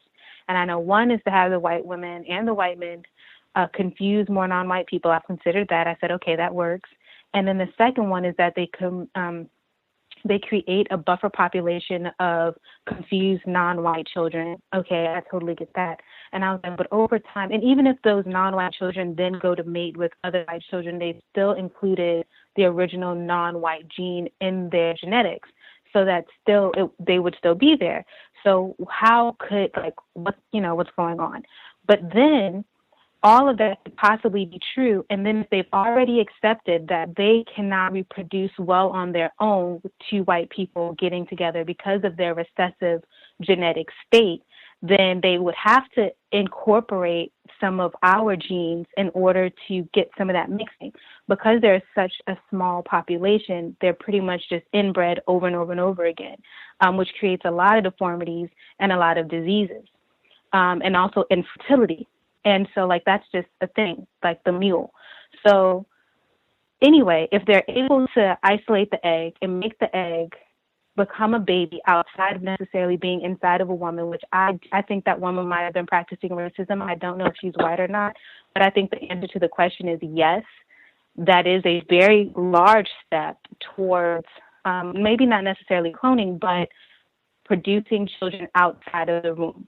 And if that's the case, then also in the addition of having mapped the entire human genome, they'd be able to calculate and erase those deformities and those diseases. So although I've originally considered that there would be a decrease in the white population, that's not necessarily true, because they've already calculated that and decided to take that out of quote unquote God's hands. And so now once they're able to make the babies and then go and genetically alter the babies, that's a whole new true race and breed of people that we'll have to deal with, who'll be even more psychotic and psychopathic than their original white ancestors. The last thing, and then the Baltimore clip, that's all I kept hearing was wisdom of psychopaths. These are the people that police force wants. And then the last thing, the Black Panther clip, I have not seen the movie. I don't have tickets to see the movie. But I was fascinated with the repetitive use of certain words such as fantasy, make-believe, real life cannot provide, that's a direct quote, ancient myth. And then I didn't understand why the guy didn't give the film a 10 out of 10. I just felt like if you were going to support Black and you're Black, then why not give a 10 out of 10? But then also that Disney specializes in the selling of dreams and fantasies. The reason that's important to me is that I remember listening to a clip of Dr. Welsing, and she kept talking about that's what separates children from adults, is that children live in fantasy and adults live in reality. Thank you for listening. Can I be heard? Yes, sir. Awesome. Greetings, Mr. Steele. I didn't recognize. It's been so long. I'm out of practice.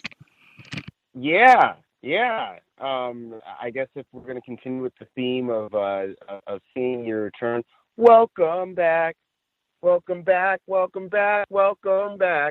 I'm going to do. But thanks for returning, and thanks for bringing the cows back. It's a really good program, and ever since you've left us and you've had your troubles to deal with, it just seems like the online space of Black commentators have it just hasn't been the same without you. There's just been a lot less codification. There's been a lot more confusion, and confusion is deadly, and it's just an improvement that you're back. Thanks. Also, I wanted to talk about the Black Panther reaction and the story that was played, or the clip that was played earlier in the broadcast.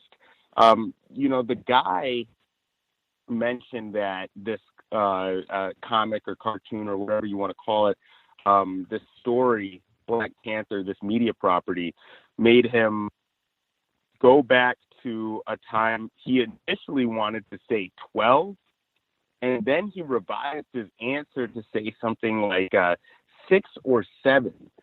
And, I've just been, I've been really disappointed in a lot of my fellow victims and in their reaction to this film.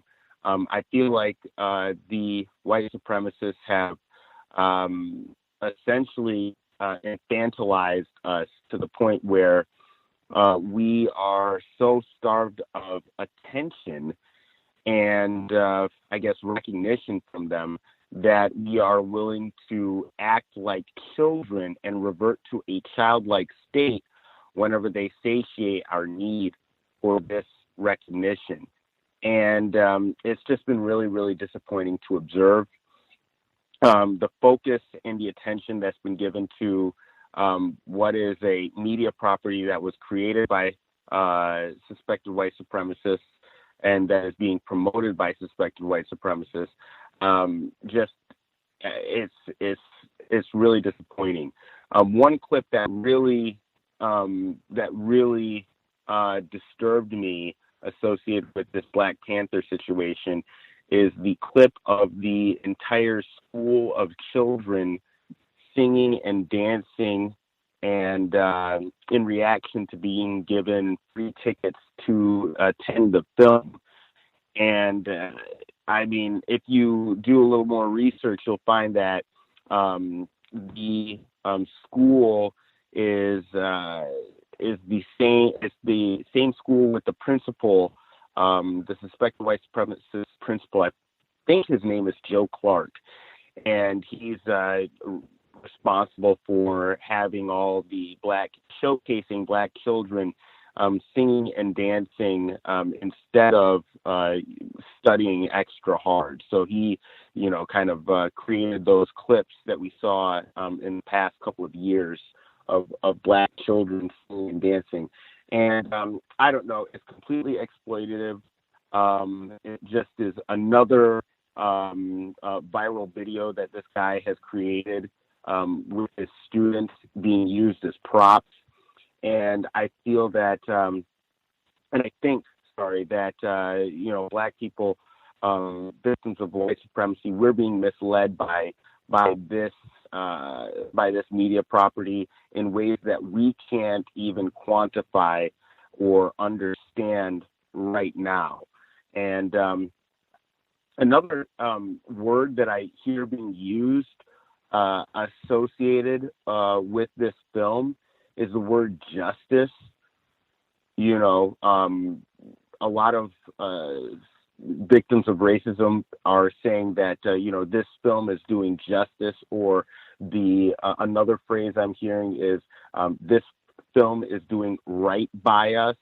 And again, just very disappointing. We haven't even seen the film. We don't know what is being depicted necessarily. Some of the imagery I don't agree with, and some of the aspects of the film, like the fact that the main character doesn't appear to have a female love interest. It's just more typical Hollywood hogwash. So I really don't appreciate it. And I guess that's my first contribution for the evening. I'll mute my line at this time. Thank you so much. Appreciate that, Mr. Steele. Yes, we can hear you as well. Hi, I'm a first-time caller. Nice to finally call in. It's nice to have you back, Gus. I'm a little nervous. And the first clip, one of the earlier clips about the Black Panther movie. About the clips about the movie Black Panther. I think it has a lot to do with white validation, because like the white studios, Disney is in charge of producing the movie, and it's like seeing all these black people excited to see this film. It's really nauseating, to be honest. About the biker clip, I thought that was really interesting as well. The biker clip, the event at the beach and stuff. It's like I'm with Mr. Fuller that, you know, it's kind of sad that the black people, we can't have time to, like, party and celebrate. But like you say, like you like to say, you know, we're at war. Like Mr. Fuller says, we're at war. So I don't think we really should be celebrating. So I really don't know how I feel about that biker clip. And yeah, I also wanted to call because I needed some advice. Blacks over the last, I think a few weeks ago, a black female I was talking to,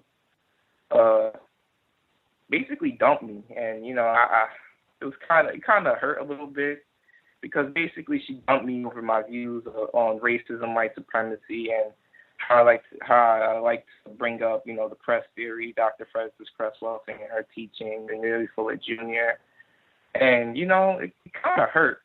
I don't know how I felt. I feel like a punk a little bit about having her, you know, just say that, oh, I can't talk to you because, you know, your views on white people. She said she had a lot of white friends, and my views on homosexuality, anti-sexual behavior, because she says she has a lot of homosexual friends as well. And it's like, you know, she said because of my views, she couldn't rock with me anymore. So it was like really, and, you know, I really like the girl.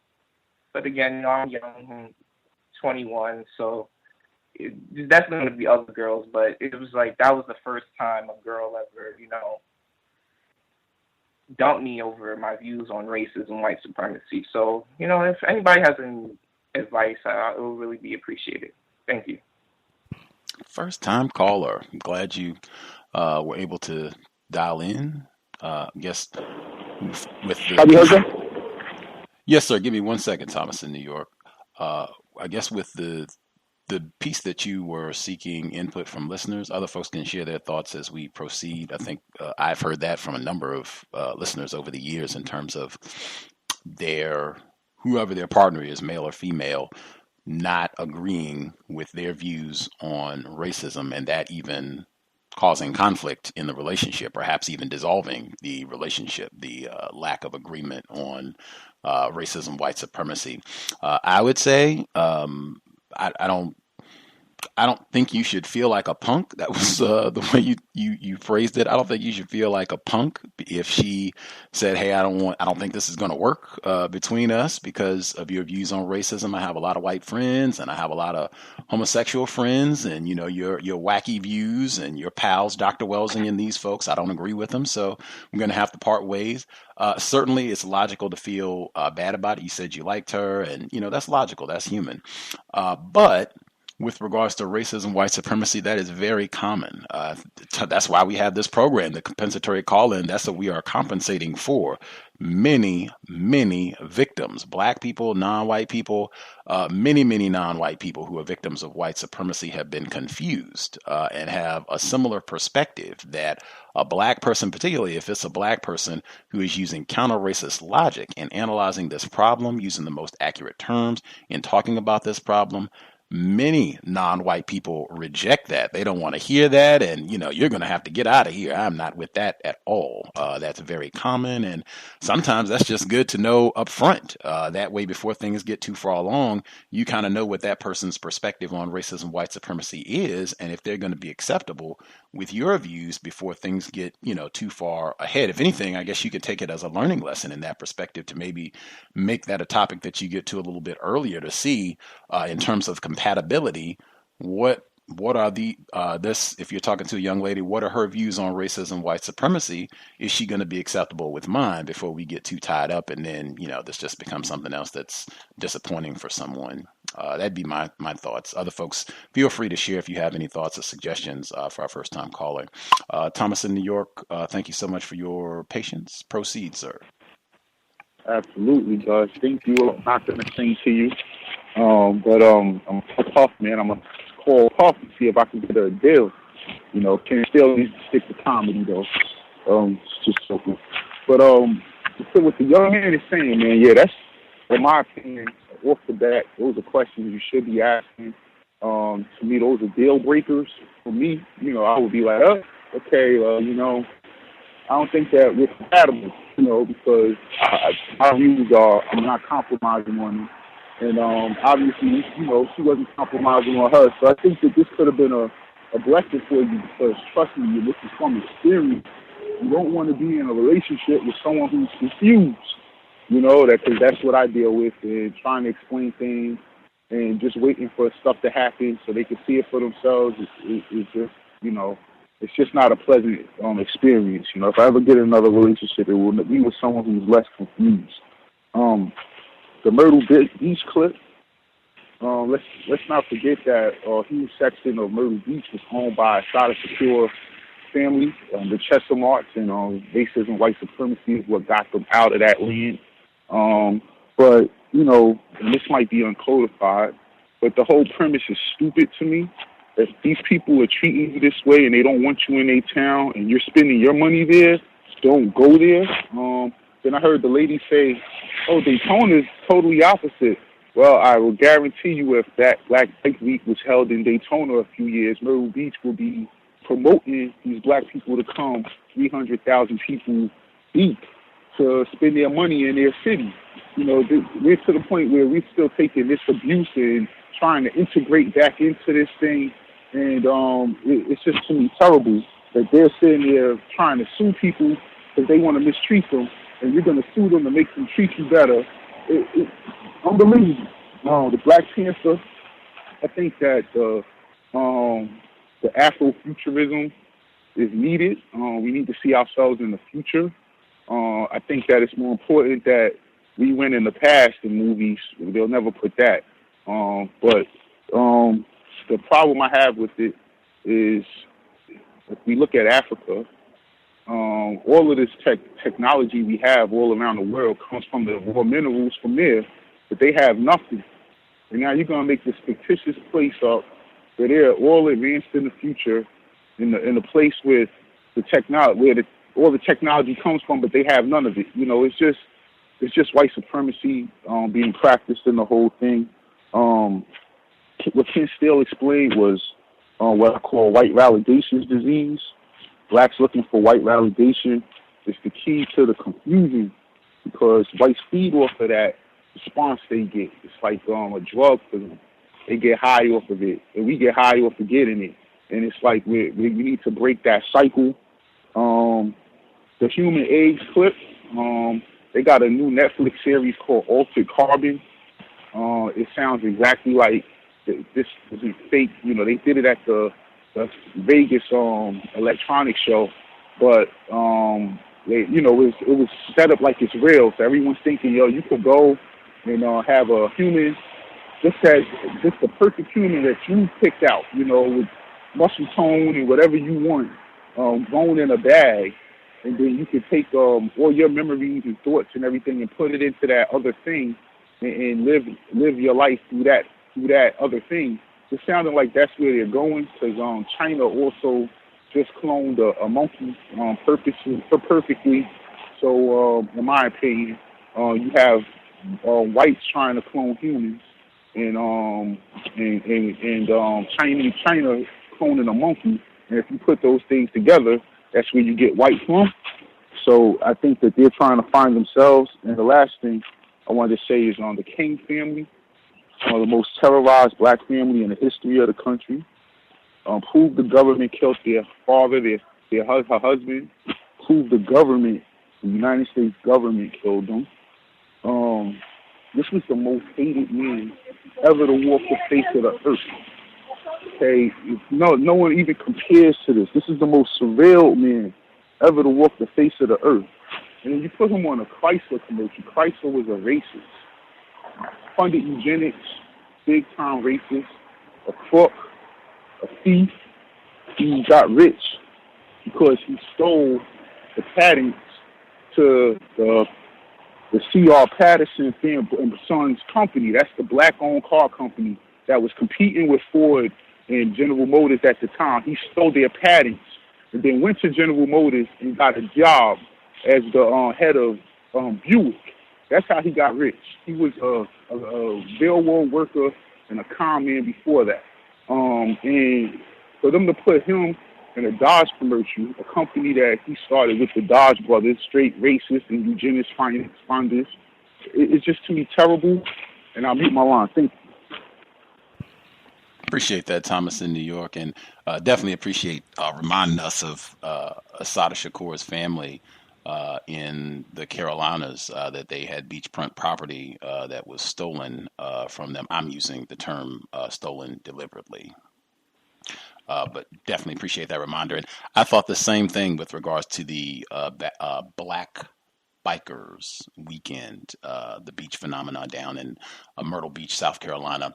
I thought the same thing, like when he was saying that they were going to these establishments and that I guess they didn't serve the full menu. They would only serve barbecue when it was Black Biker Weekend or what have you, or they wouldn't allow them, in the establishment. They made them go through the drive-through, or they only used, I think he said they only used plastic silverware, paper plates, and what have you. As I guess they would use real silverware and chinaware and what have you.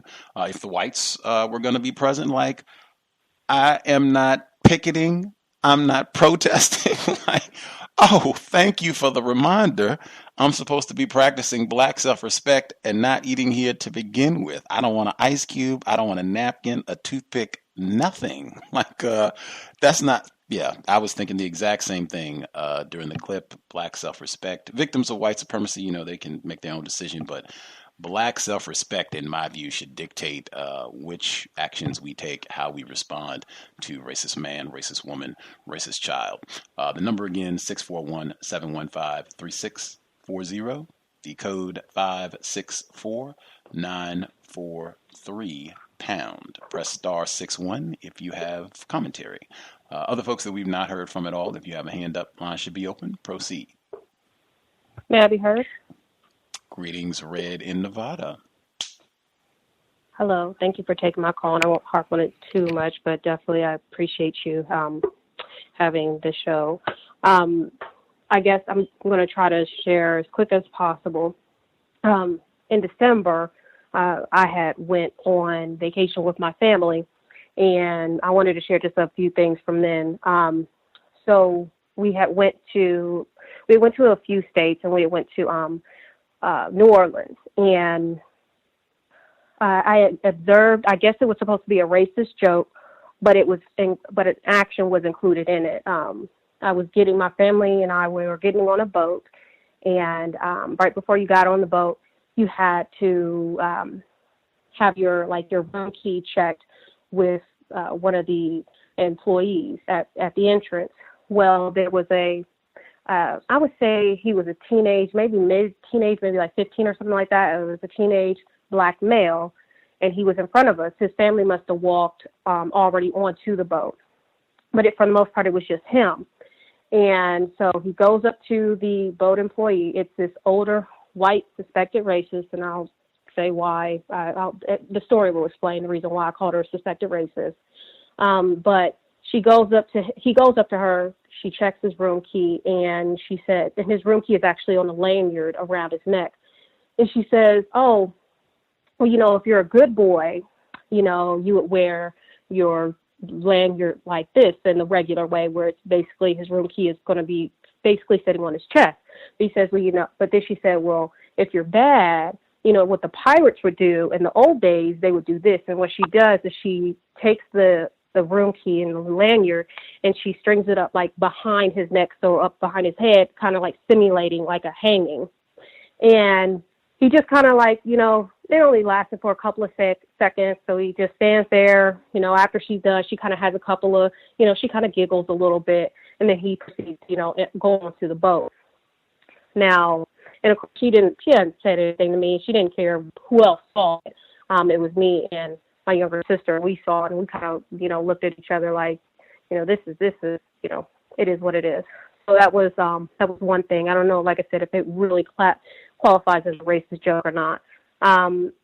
The other thing, I had listened to the show from last week, and I listened how you spoke about yoga, and I also had a story, a racist story about yoga. I had went to a yoga class at this large gym here in Nevada. It was several years ago, and I think I might have went with a couple other people. I don't know if these people would now classify themselves as white, but they were non-black, possibly non-white.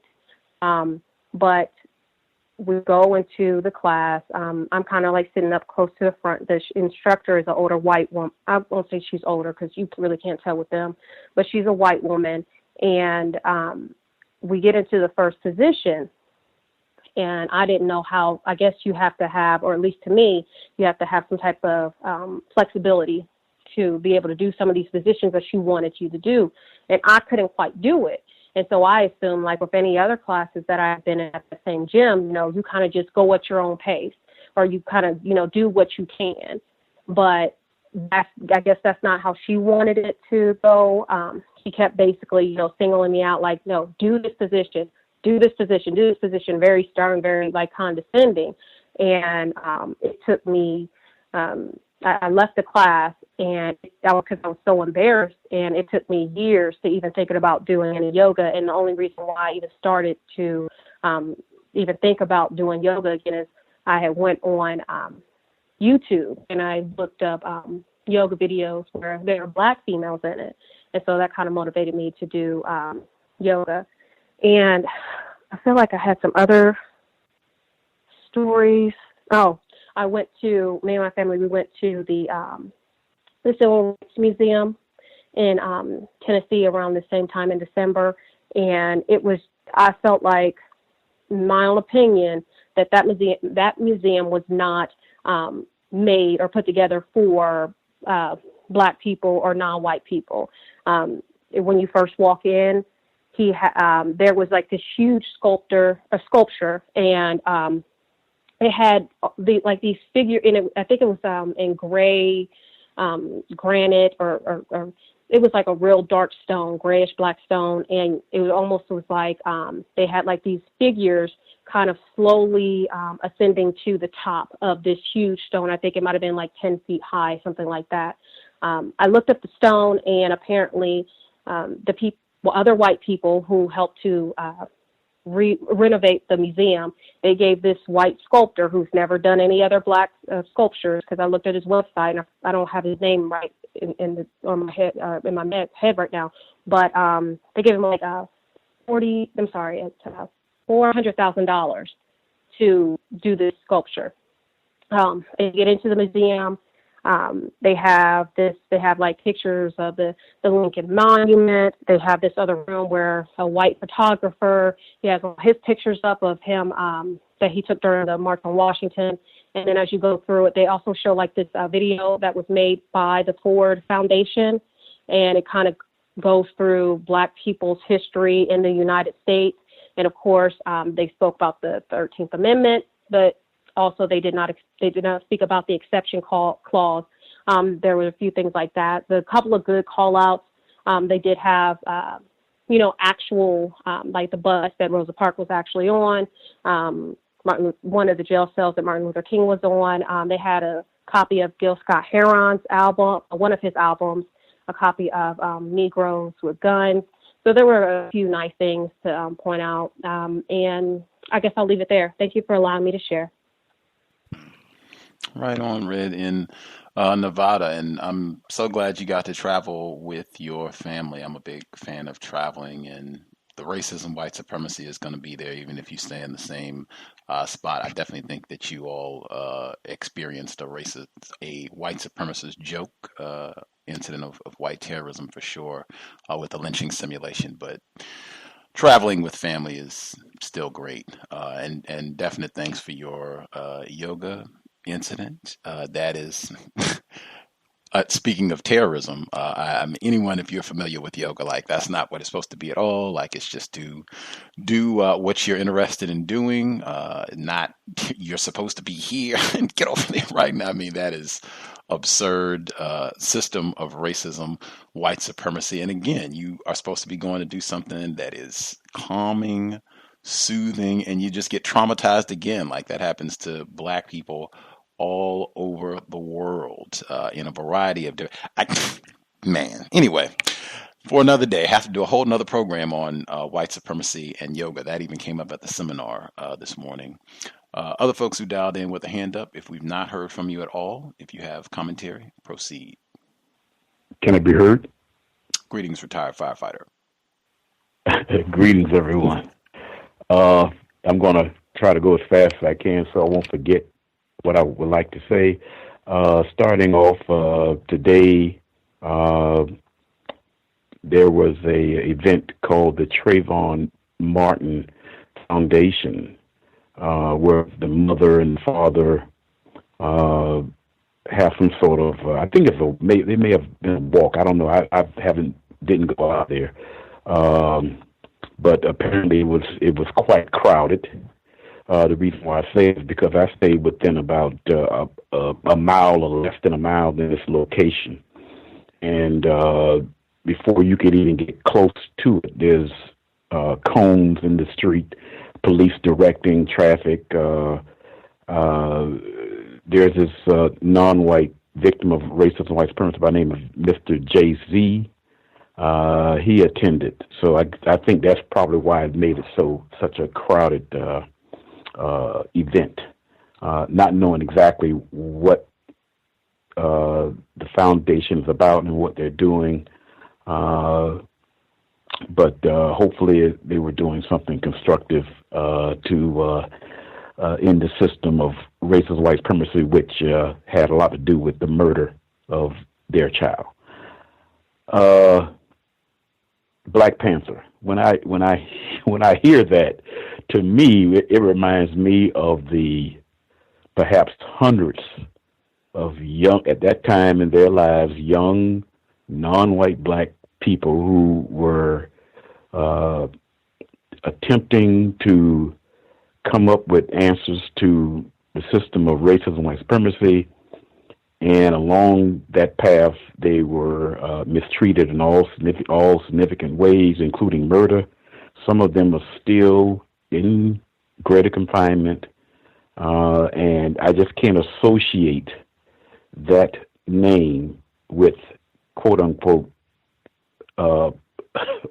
fiction, something called science, and for the most part, the word fiction, as far as that's concerned. And so if it sounds like I'm not going to make an effort to go see the movie, then that's exactly what I'm saying. Probably not interested in even seeing it when it comes on, as far as that's concerned, but VGQ to anybody who is interested in it.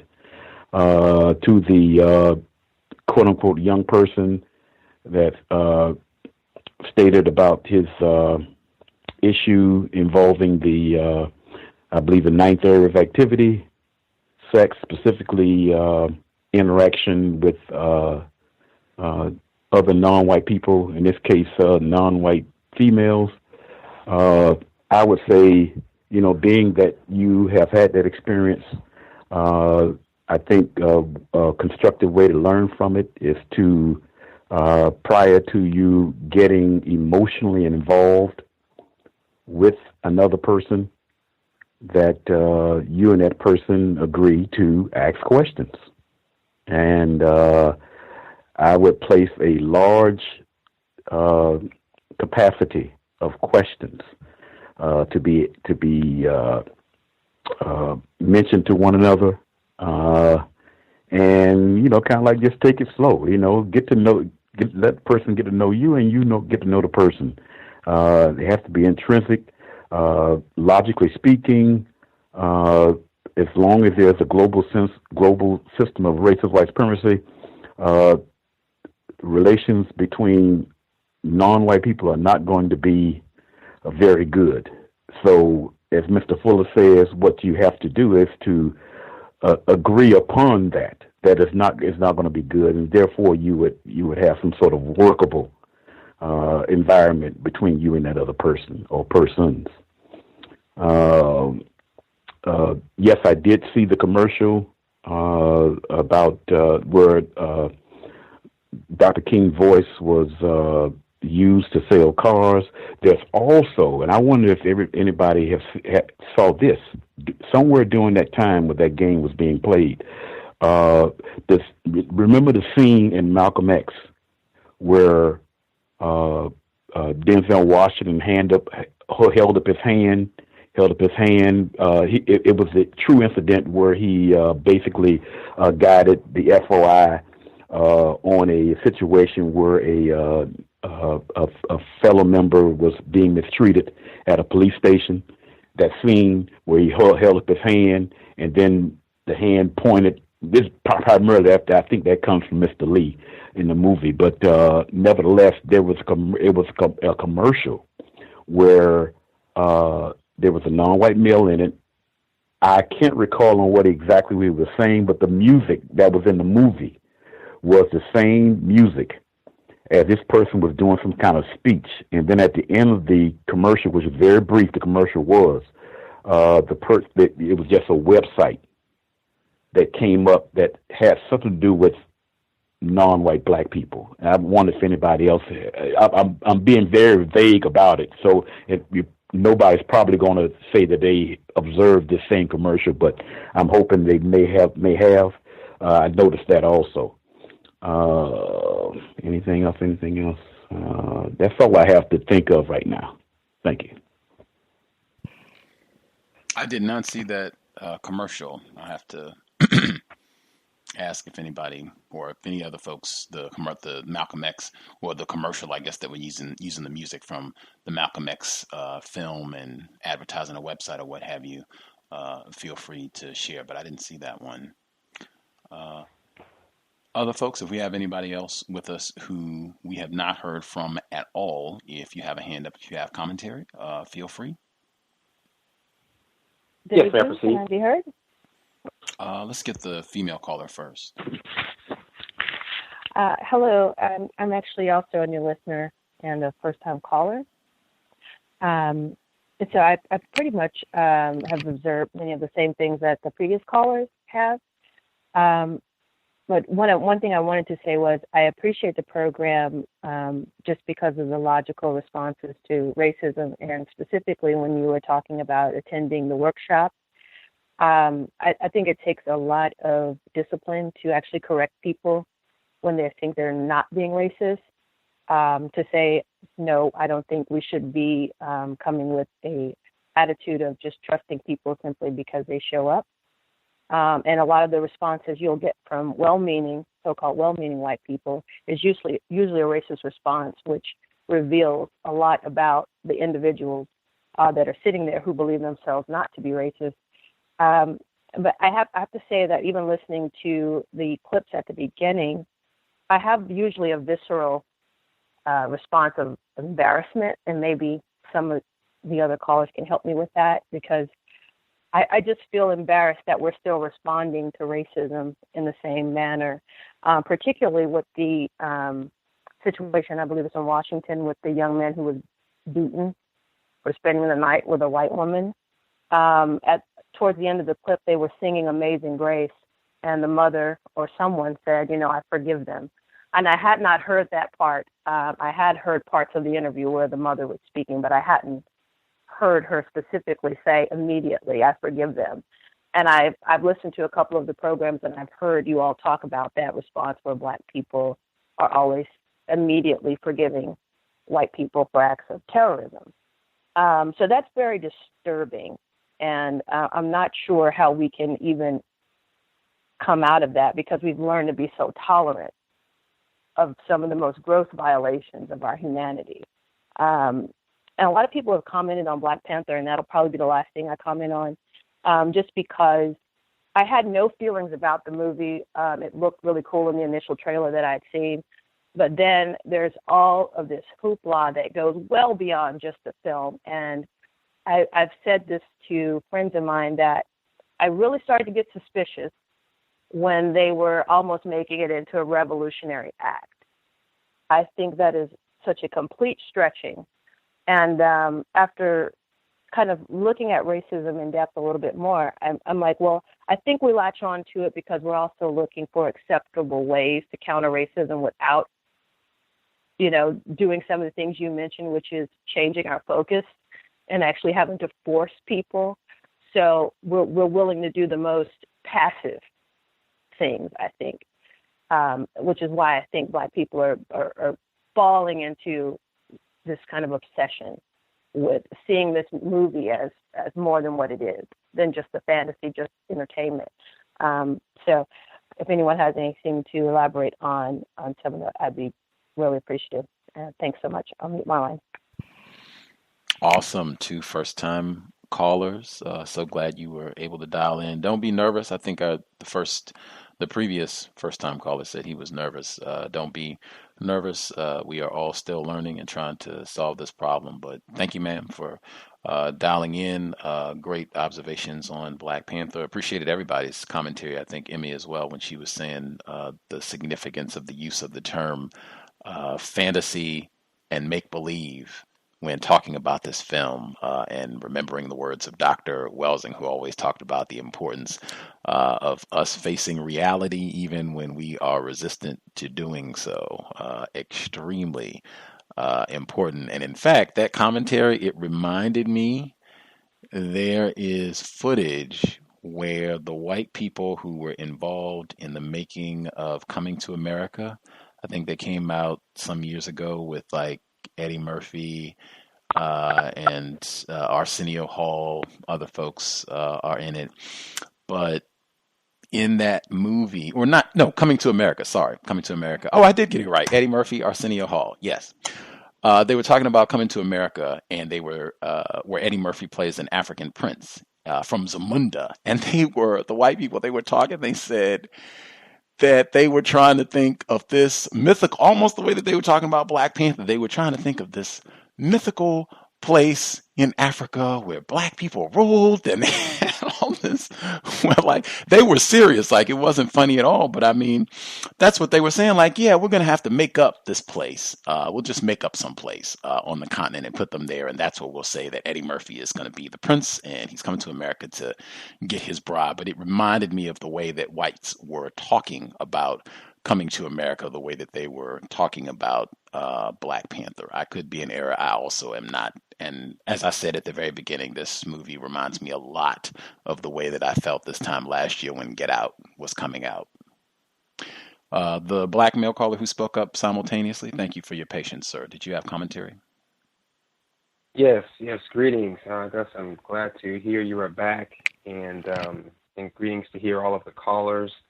I downloaded the podcast for the first time last week and listened to it as opposed to the other online means of listening, and I just found out about your situation, so I'm very glad to hear you were back on the broadcast and as well as the listeners. To the previous caller, I think the black female, I listened to this program, and this is probably some of the most black self-respect I see on a weekly, or hear rather, on a weekly basis. So this program it's important to me because I get to hear a lot of beautiful black people. Regarding the experience with the yoga that you said the terrorism you experienced with the white women and some of the other callers, it might be known, my spouse is a yoga instructor. She owns a yoga studio here in Kansas City, and she almost daily comes home with trifling antics of some of her white clients who many times treat her as if she works there and wants to speak to the owner, but then they find out that she is the owner of the studio. The antics are, like I said, almost daily, and so it's a global phenomenon. I also wanted to just inject briefly that I believe, and I might be mistaken, I wasn't alive then, but I believe that yoga has its origins in the area of the world known as Egypt, or then known as Kemet. And I believe Kemetic yoga, they have relief inscriptions that our ancestors put on the walls thousands of years ago that said that we were first channeling this energy that certain way. But I don't know if white people generally don't like to hear that or even know it. Regarding the movie and the clip that you played, I'm excited to hear non-white people speaking in a constructive manner about that film. I am very leery. I feel that there could be a lot of acts of violence that are perpetrated. I mean, I think with the situation of the white terrorists targeting immigrants in Italy, that non-white people should be very leery of going to movie theaters to view this movie, and not to be jovial or to be spectacular, but I believe that there could be a large act of violence perpetrated upon non-white people because there's so many non-white people, specifically black people, in this part of the world, and I hear globally that are interested in going to see that movie. White people have never ended their projects of terrorism, whether it's visual terrorism, mental terrorism. There could be so many things that could occur to non-white people. So I would caution against this film, and just because, as the previous caller stated, there's been a lot of hoopla, but there's a lot of other things in the system that are going to give us issues.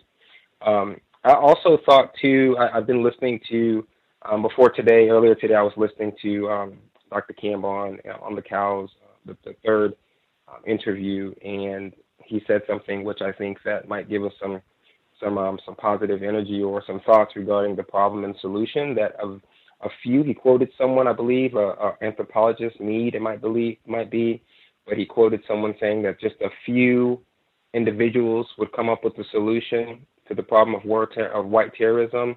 And so sometimes our brothers and sisters, including ourselves, are very confused about the solution, and we try to come up with all kinds of ways, and we end up abusing ourselves even more. But it just takes a few. I believe that it will be a few non-white people, not masses and droves, and definitely not the greater number of people probably in this part of the world that could come up with a solution. And he also said something regarding that made me think about the Myrtle Beach situation regarding black people. We know how to go. We know where to go. We know how to go. We know how to get really fly bikes. We know how to get really fly clothing, but we're still being abused like we were getting abused 50 years ago, like we were being abused 100 years ago.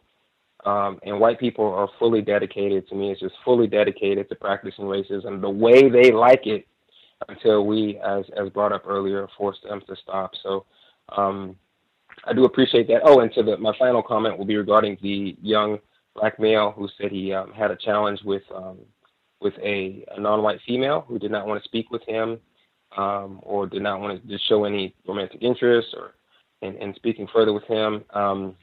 On a personal level, I have lost many individuals, including quote-unquote love interests, before finding my attempted spouse due to my views on racism. And that's even when I was confused, when I was more confused, and now that I'm less confused, I have no white friends. White people stay away from me almost on a daily basis. They're almost repulsed by my presence. It feels like sometimes. And non-white people as well. Non-white people treat me equally, if not worse. I had an experience the other day. So your views on racism are going to cause people to stay away from you, sometimes even attempt to harm you.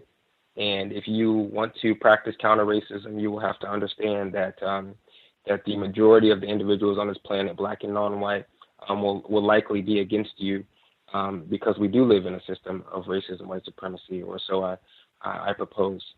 So I'll take my call offline. I appreciate all of the callers and the host as well. Thank you. Indeed. Other folks who dialed in with a hand up, if you have commentary, if we have not heard from you, line should be open. Proceed. Yes, ma'am. Yes, ma'am. Hi, this is HV. Is the sound and everything okay? Crystal. Okay. Well, greetings to everybody on the line, and Gus, and, welcome back. And Gus, I guess I'm going to be a little codified, and I am going to kind of harp, I'm extremely happy to, to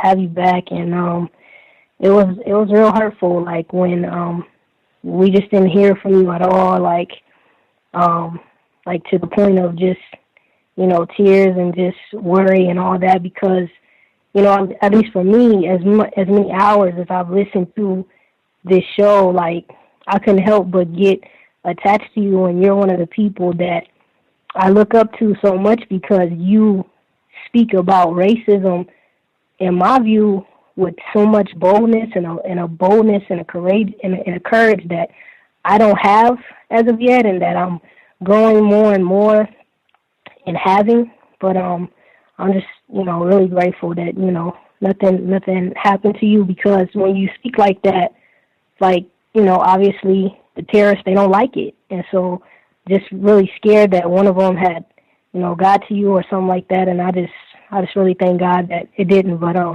I had a question that I wanted some advice on. I had an experience just last night, I believe it was, with an Asian female, and she was at a pharmacy, and I was getting medicine, and she was very nasty to me, and you could tell that she really had a problem with me because of my color. And I noticed that, I get that, from Asians and, just everybody that is, I guess, not black. And she would, close the door when she knew that I was coming next. She would close the window, and even when I came up to get my medicine, she was supposed to fill it, and then she said she was going to wave for when she was done. And what I came to discover is that she was never going to wave to me. She was actually going to leave me out there in the cold, just waiting and waiting and waiting, I guess, until I either left or, I guess had the common sense to just go back up there and ask if everything was ready and everything. And she just was so, and then when she was explaining to me about why she didn't, first she asked me, was I waiting a long time? And it's like, well, you the one told me to wait, so you know this. And she was just really trying to rub it in. And I told her yes or whatever. And she was like, oh, I just feel real bad. And she just gave me all these conflicting excuses as to why she never waved back to call me back up there to get my medicine that she had filled. The way she treated me is fortunate that she even filled it. But this I guess, is my question. On the one hand, I know that it's not in my interest to be upset with non-white people, like, for any reason, and that I need to try to, be patient with them so that I can work with them to solve this problem. On the other hand, it's very, very frustrating, very, sometimes even hurtful, especially last night. It was especially hurtful because you didn't have to do that. You didn't have to be, like, so cruel to me. I never did anything to you. You didn't have to try to leave me out there in the cold. It's just not that serious. You have resources that we don't get. Y'all got almost as much money as white people, and I'm talking about Asians specifically in terms of your net worth and all of that. So I guess my question is, how is it that I can, I guess, think about other non-white people? Because honestly, if she were black, I would be more patient. But when it comes to other non-white people, I just really, really struggle. And sometimes I want to fight them, or I want to get them fired, or just something. And so how should I think about, I guess, other non-white people that treat me this way for no reason? So that's my question. I hope I didn't take over the 5 minutes. And I'll mute my line. Yes, ma'am. No problem.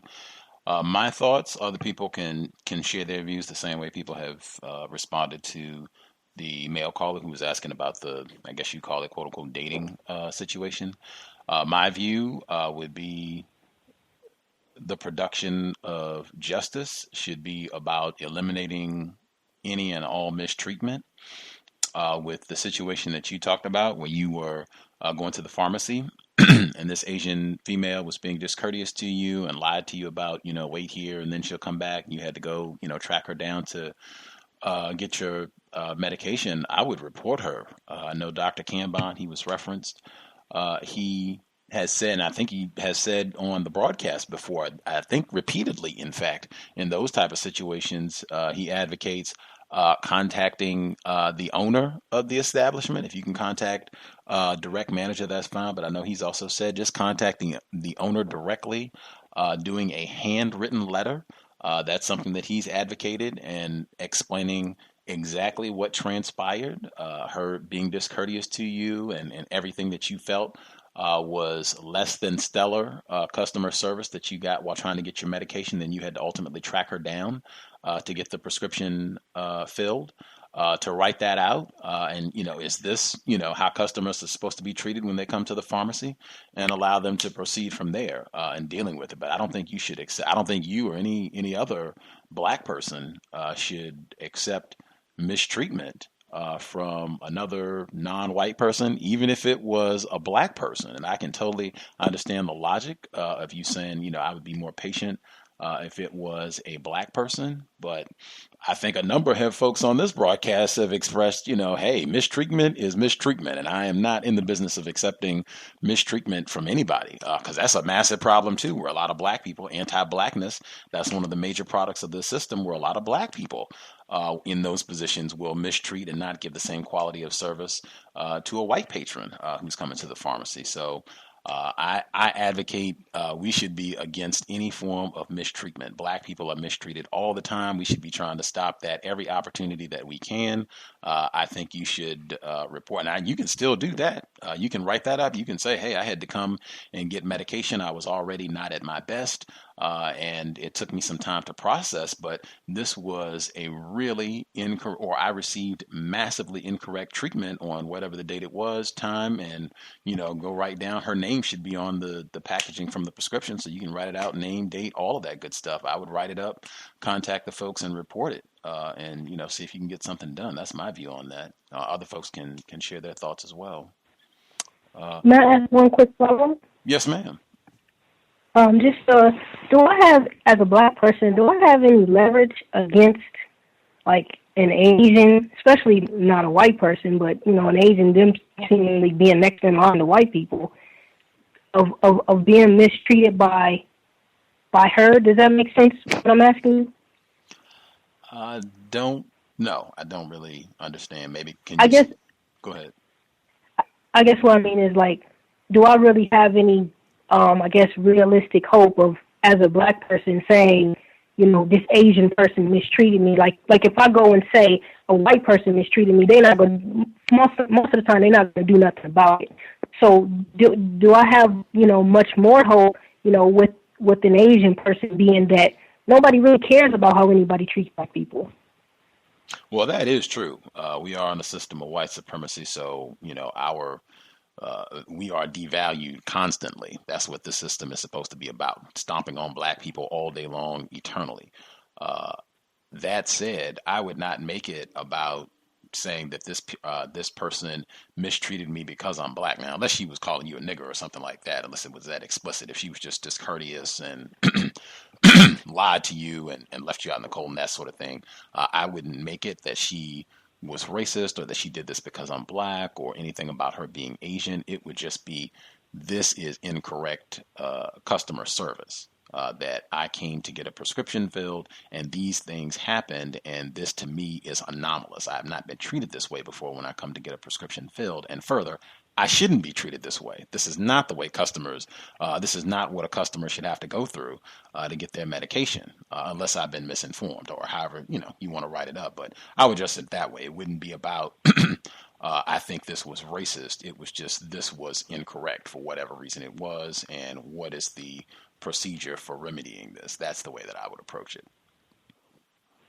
Okay, thank you.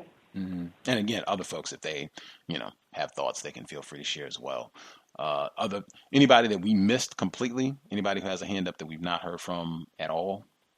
Hello. Yes, ma'am. Hi, thank you so much for taking my call. Good evening, everyone.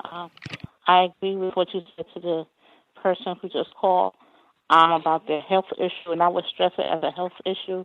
And what I might do in addition is, people do read those public Yelp reviews or whatever, and I would go back and ask for that person's name, and especially if they have a name that's close to their culture, I will put that in the Yelp review. I went to visit whatever her name is at the establishment, and this person treated me improperly, and I do not understand why.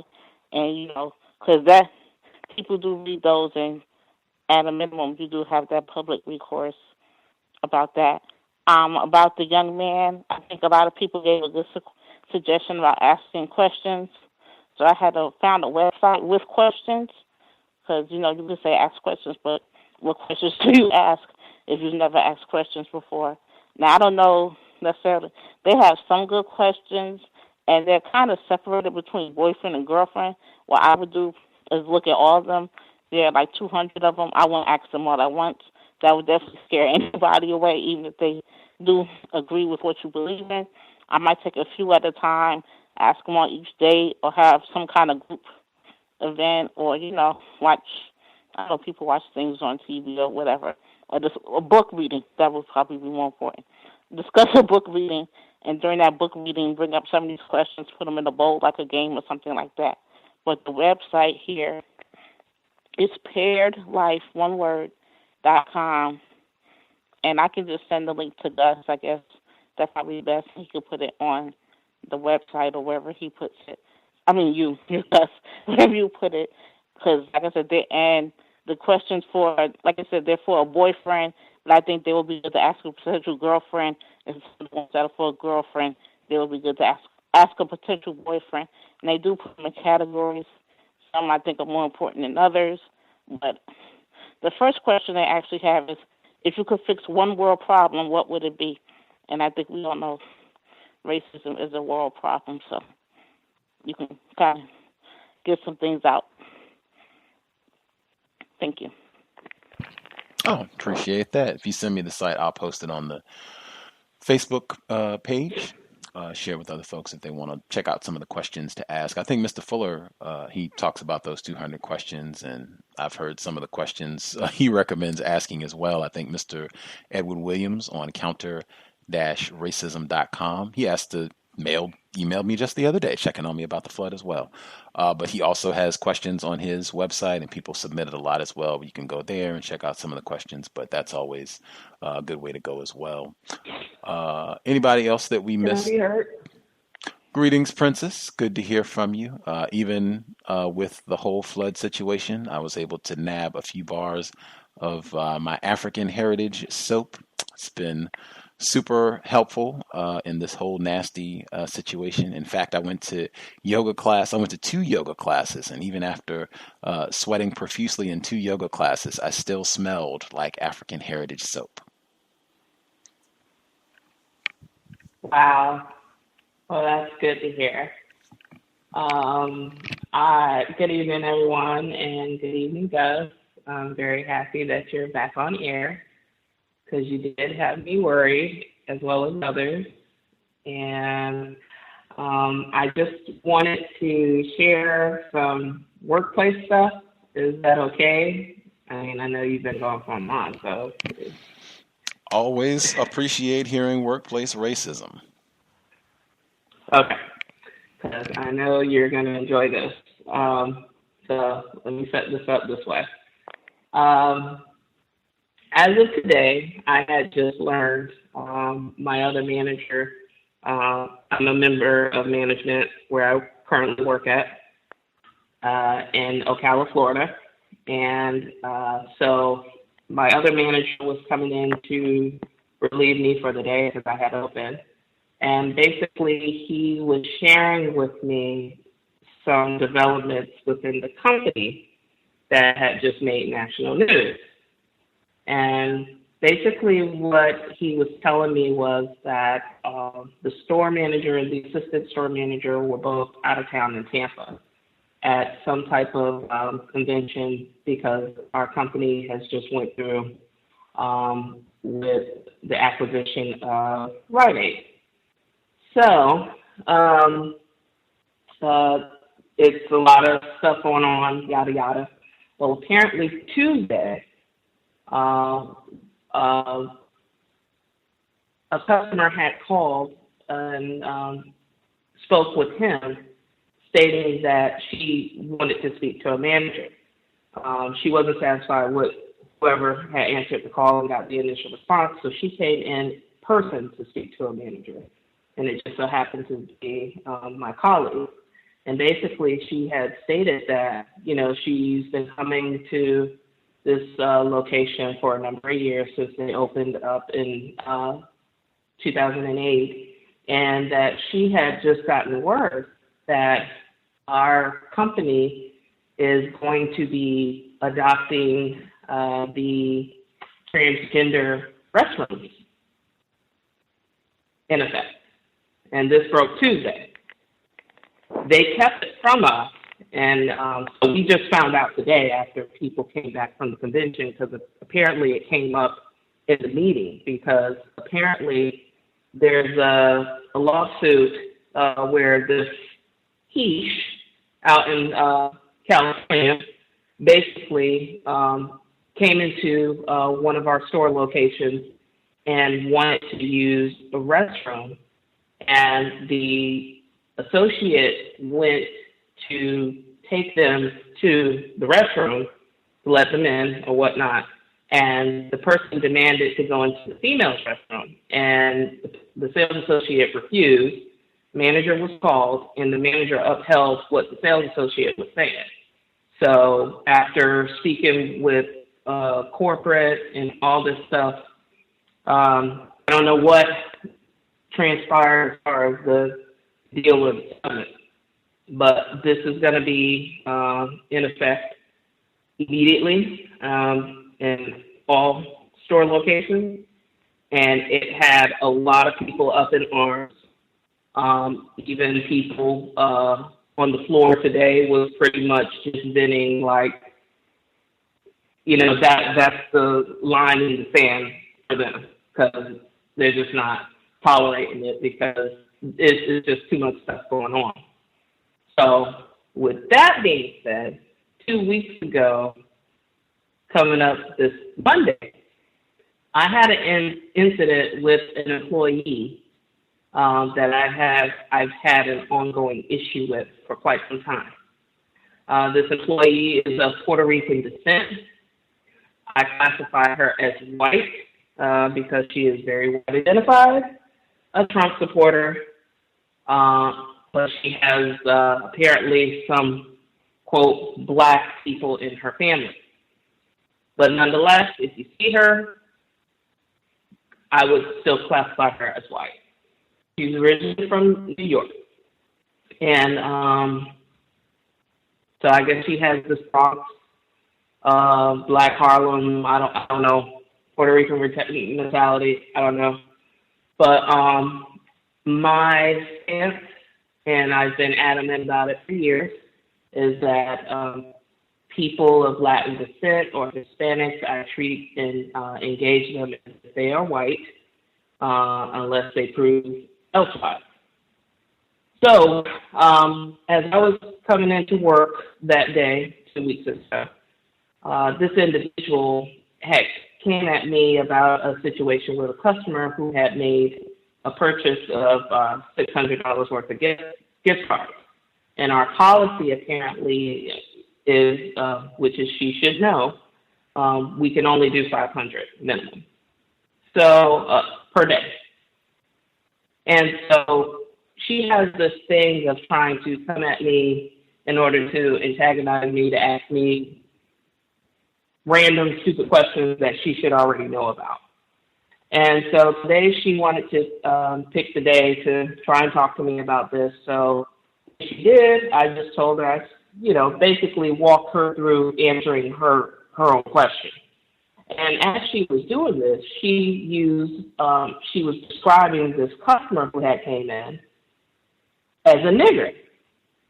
So I'm looking at her because, like I said, I'm very codified at work. I don't, even with other black individuals that's been there, I don't use the term nigger, or, I don't talk about race or politics per se. And if I do, it's very loose and general and whatnot. So she went on to describe this customer, saying that he was being a nigger and this, that, and the other. Now, she wanted to, I'll finish telling this part. So as I looked at her, I was like, well, I'm not sure why you were saying that to me like that. It was just out of place. And so when I asked her for a description of the customer so that way I could review the video so I would be able to let the other sales associate know up front, she was kind of hesitant in giving me a overall description of this person. So I just finally came out and said, well, look, is this person black or white? Or she was like, oh, no, it's a white guy. It's an old white guy. And I looked at her. I said, he's a white guy? And she was like, yeah. I said, but you referred to him as a racial slur. And I said it just like that. Like, I wanted to let her know that, you know, and she was like, well, you know what I mean. I'm from New York, and, nigga is like, someone that's dirty or nasty or this, that, and that. So I was like, oh. And I was like, I don't even refer to myself that way, so I'm not sure as to why you felt the need to use that term in describing this customer, according to her definition. So I was like, okay. I said, well, I'll tell you what. Store manager is in pharmacy. I think you need to speak with him about this year, because I'm kind of like counting money, and I just got here within 15 minutes, and you're already hitting me with this. So she went on ahead and spoke to the store manager. 45 minutes later, I'm leaving the front doing something, and I get called to the front again, and I'm told that there's a gentleman up front that needs to speak with me. So I go up front. It's a white, old male, looks like a veteran in some surfer gear, I don't know. He doesn't look like a nigger, and he definitely doesn't look dirty. So when I realize who it is, I immediately escort him back to pharmacy, because I wanted to let my store manager see who this person was and explain to him what had just happened 45 minutes earlier. And so as I'm trying to explain it to him, at first he was all defensive, saying, oh, no, you're talking about the wrong customer. And I was like, Mark, I need you to listen to me for a minute. And so as I explained it to him bit by bit, he looked at me and he was like, well, what did she say? And I said, well, she used the N-word. She said that, and he was like, well, that doesn't make any sense. That doesn't even apply. And he was like, why would she do that? I said, because that was an indirect way at her to take a dig at me. And so he was just like, well, we're not supposed to use that word around here at all. And I said, exactly. I said, but he doesn't look like he's dirty. According to her definition, she, went into this whole spiel about, whatnot.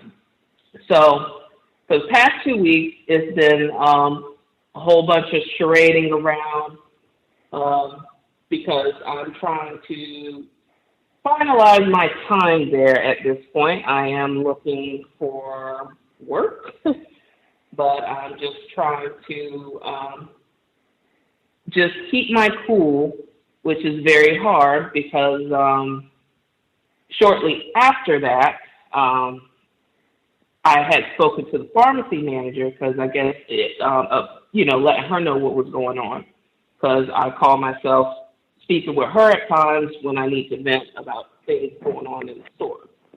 And so that day she seemed like she was on board with what I was saying, talking about how wrong it was. But then the following day, she calls me to pharmacy and asks me how I was doing and all this stuff. And then out of nowhere, I guess she felt compelled to say, well, Princess, I just wanted to talk to you because I know you was upset, and I just want you to hear me out because I know it's, quote, two sides to a story, but I don't want you to think I'm defending her. But she wasn't trying to say nothing in a racist manner because the word nigger is in the dictionary, and she used it correctly. Now, she's saying this. This is the pharmacist. She's saying this in front of all other employees. And, it was like the room stopped because everybody was like, what is going on? And this is a white female, by the way. And I said, what? And she was like, well, I mean, it's in the dictionary. She used the term properly. And I was just like, oh, okay. I said, I've never seen it in the dictionary. I've never heard of, and she was just like, you've never heard of white niggers and black niggers? So my friend, he was just like, and at that point, I was just like, no, I've never heard of that before. You I can don't take even about talk 30 like seconds. 30 seconds. that. Okay. Well, like I said, to be continued, but I just wanted to share that because, yeah. Okay. Appreciate it, Princess. We should be here this Thursday for Workplace Racism, 8 p.m. Eastern, 5 p.m. Pacific. I had people from outside the United States who emailed while we were off the air about workplace racism. I had people, once they found out about the flood situation, were concerned, like, oh man, that's really sad and, rough to hear, your housing situation.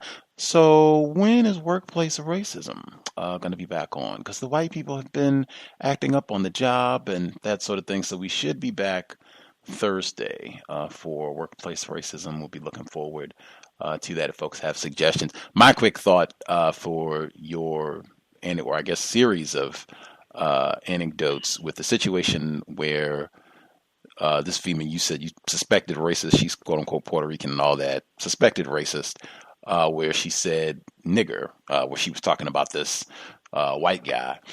I generally encourage not saying that a white person practiced racism, or I wouldn't even suggest saying that, well, the person said it in order to get at you or to insult you or whatever the case, because that's the sort of thing that you can't prove. I'm a big advocate of not making any sort of charges on the job against a white person or really anybody that you cannot substantiate. And really, even if you can, I still would be, very hesitant about making accusations because I've seen where whites can really go on the attack and then, come back and charge you for making some sort of accusation against them.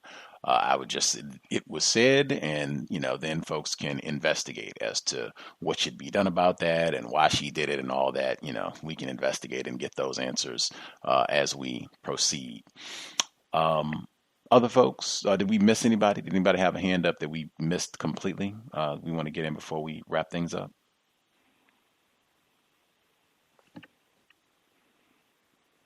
Did we, Imhandisi, you had a hand up. Did you have commentary, sir? You should be with us as well. Yes, sir. Greetings to you, the host, the callers, and the listeners. I wanted to speak to the African heads of state. Again, I have not heard anything from the African heads of state in regards to what is going on with these people that have called themselves white people, these ice albinos, the creature, ice albinos, the albino that has been mixed with a monkey. They're all related. They're all inbred. They all do the same thing. I haven't heard anything from the African heads of state about what is going on with this problem of white people. And here in America, the indigenous, we are being killed as everywhere else, but here we're very close to these people. And one way they're killing us is there are clouds out that completely cover the sky, and there's no sun. You can't see the sun. There'll be some light during the day, but you can't see the sun. And this is months and months at a time.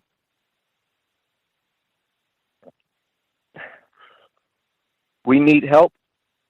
We have to solve this problem. Thank you. Appreciate that, sir. The caller at 5631. 5631. Did you have commentary you wanted to share before we wrap things up? 5631.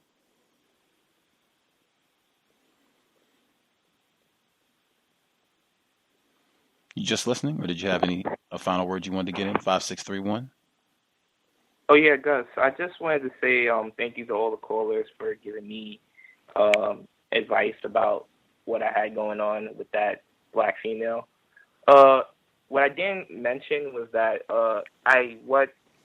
we were together for like 4 months, and what got us together was my interest in racism and me reading the code book, and then that's how we connected. But over the months, I guess my focus on solving the race problem, what I made my goal, I guess it waned on her. And I guess, maybe I wasn't a good partner or whatever. It's just something to learn from. But again, thanks to all the callers for their advice. And Gus, I'm glad that you're back. And I'll try to call in and be more concise with what I have to say, because I was really nervous today when calling in because it was my first time. But again, thanks. Appreciate it. Thank you for dialing in, sir. Don't be nervous. Again, we are still learning. Victims of white supremacy, just stumbling, fumbling as best we can, trying to solve this problem. We should be here on Wednesday. We should have Dr. Frances Cress Welsing's sister, Lauren Cress Love. She should be back with us. What seems like eons ago, in December, NASA, they had a ceremony to recognize Robert Lawrence, that is Dr. Welsing and Miss Lauren Cress Love, their late brother-in-law. He was in the NASA space program in the 1960s. He was killed. We talked about it. Lauren Cress-Love talked about it on both of her visits, actually, to the cows. She gave her views. She speculates that he was killed training this German pilot who had already flunked this program and who seemed like he shouldn't, have even been qualified to have been there, but was killed. Robert Lawrence was killed, and they just honored him for his contributions to the space program in December. And some of our listeners, I think Roz and some of the other callers, brought that up. We're saying, hey, maybe we should get her on the program to talk about this. I called her earlier this week and talked to her about it. Of course, she knew about the ceremony. I think she said that his sister, Robert Lawrence's sister, was at the ceremony. I think she spoke a little bit and she talked about some of her memories and what have you, but she should be with us this coming Wednesday, February 14th. Lauren Cress Love, looking forward to having her back on the broadcast. Did anybody have a final quick word they needed to get in before we wrap up? If you can get it in 30 seconds. Anybody have anything they need to get in that will take 30 seconds or less? Yes, Marbiart. Yes. I didn't see the name, but the person who dialed in with the free HD line.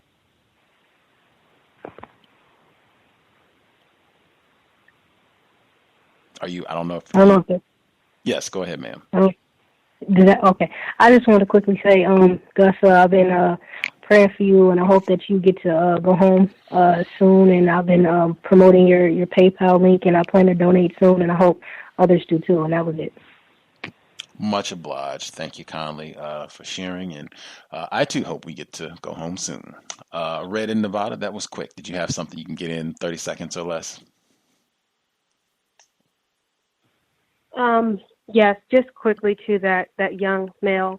I just wanted to say, because I actually had to deal with, it was funny, there's a black male who was dealing with the same thing that I had to come in contact with. But basically, just,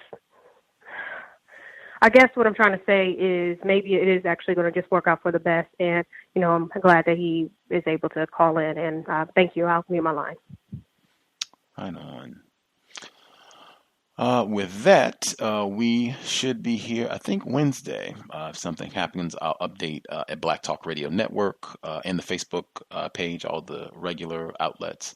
I've been catching up on my email, but catching up on a month and a half of emails has taken some time. I think I'm moved about halfway through the pile. I've been going through my Facebook messages as well, so bear with me as I get things caught up, as we try and get back on schedule, try to get some semblance of balance back with the broadcast and what have you. But thanks everyone for the patience, well wishes. Hope the program continues to be worthy of your time and energy. If you have questions, suggestions, gripes, feel free to drop an email untiljustice@gmail.com.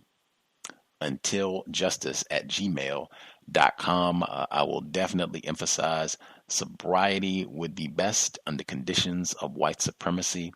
I remember while we were on hiatus riding through Seattle and seeing sobriety checkpoint signs up in the city, and they don't even have a lot of black people here, so I can't even imagine what it would be like in areas with a higher population of black residents. But I definitely think it would behoove us to eliminate that from our diet consumption patterns, alcohol, any of the other poisons that whites come up with.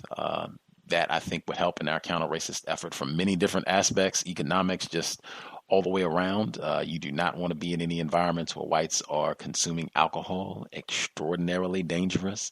Certainly, if you're operating a vehicle, even if it's a Dodge Ram, you do not want to be intoxicated, whether you're the driver, passenger, even if you're a pedestrian. You do not want to be under the influence and make it easy for the Daniel Holtzclaws of the world to terrorize, rape, and pillage you while we are on the plantation of white supremacy. If war is being waged against us, that is one I wanted to get in as a correction.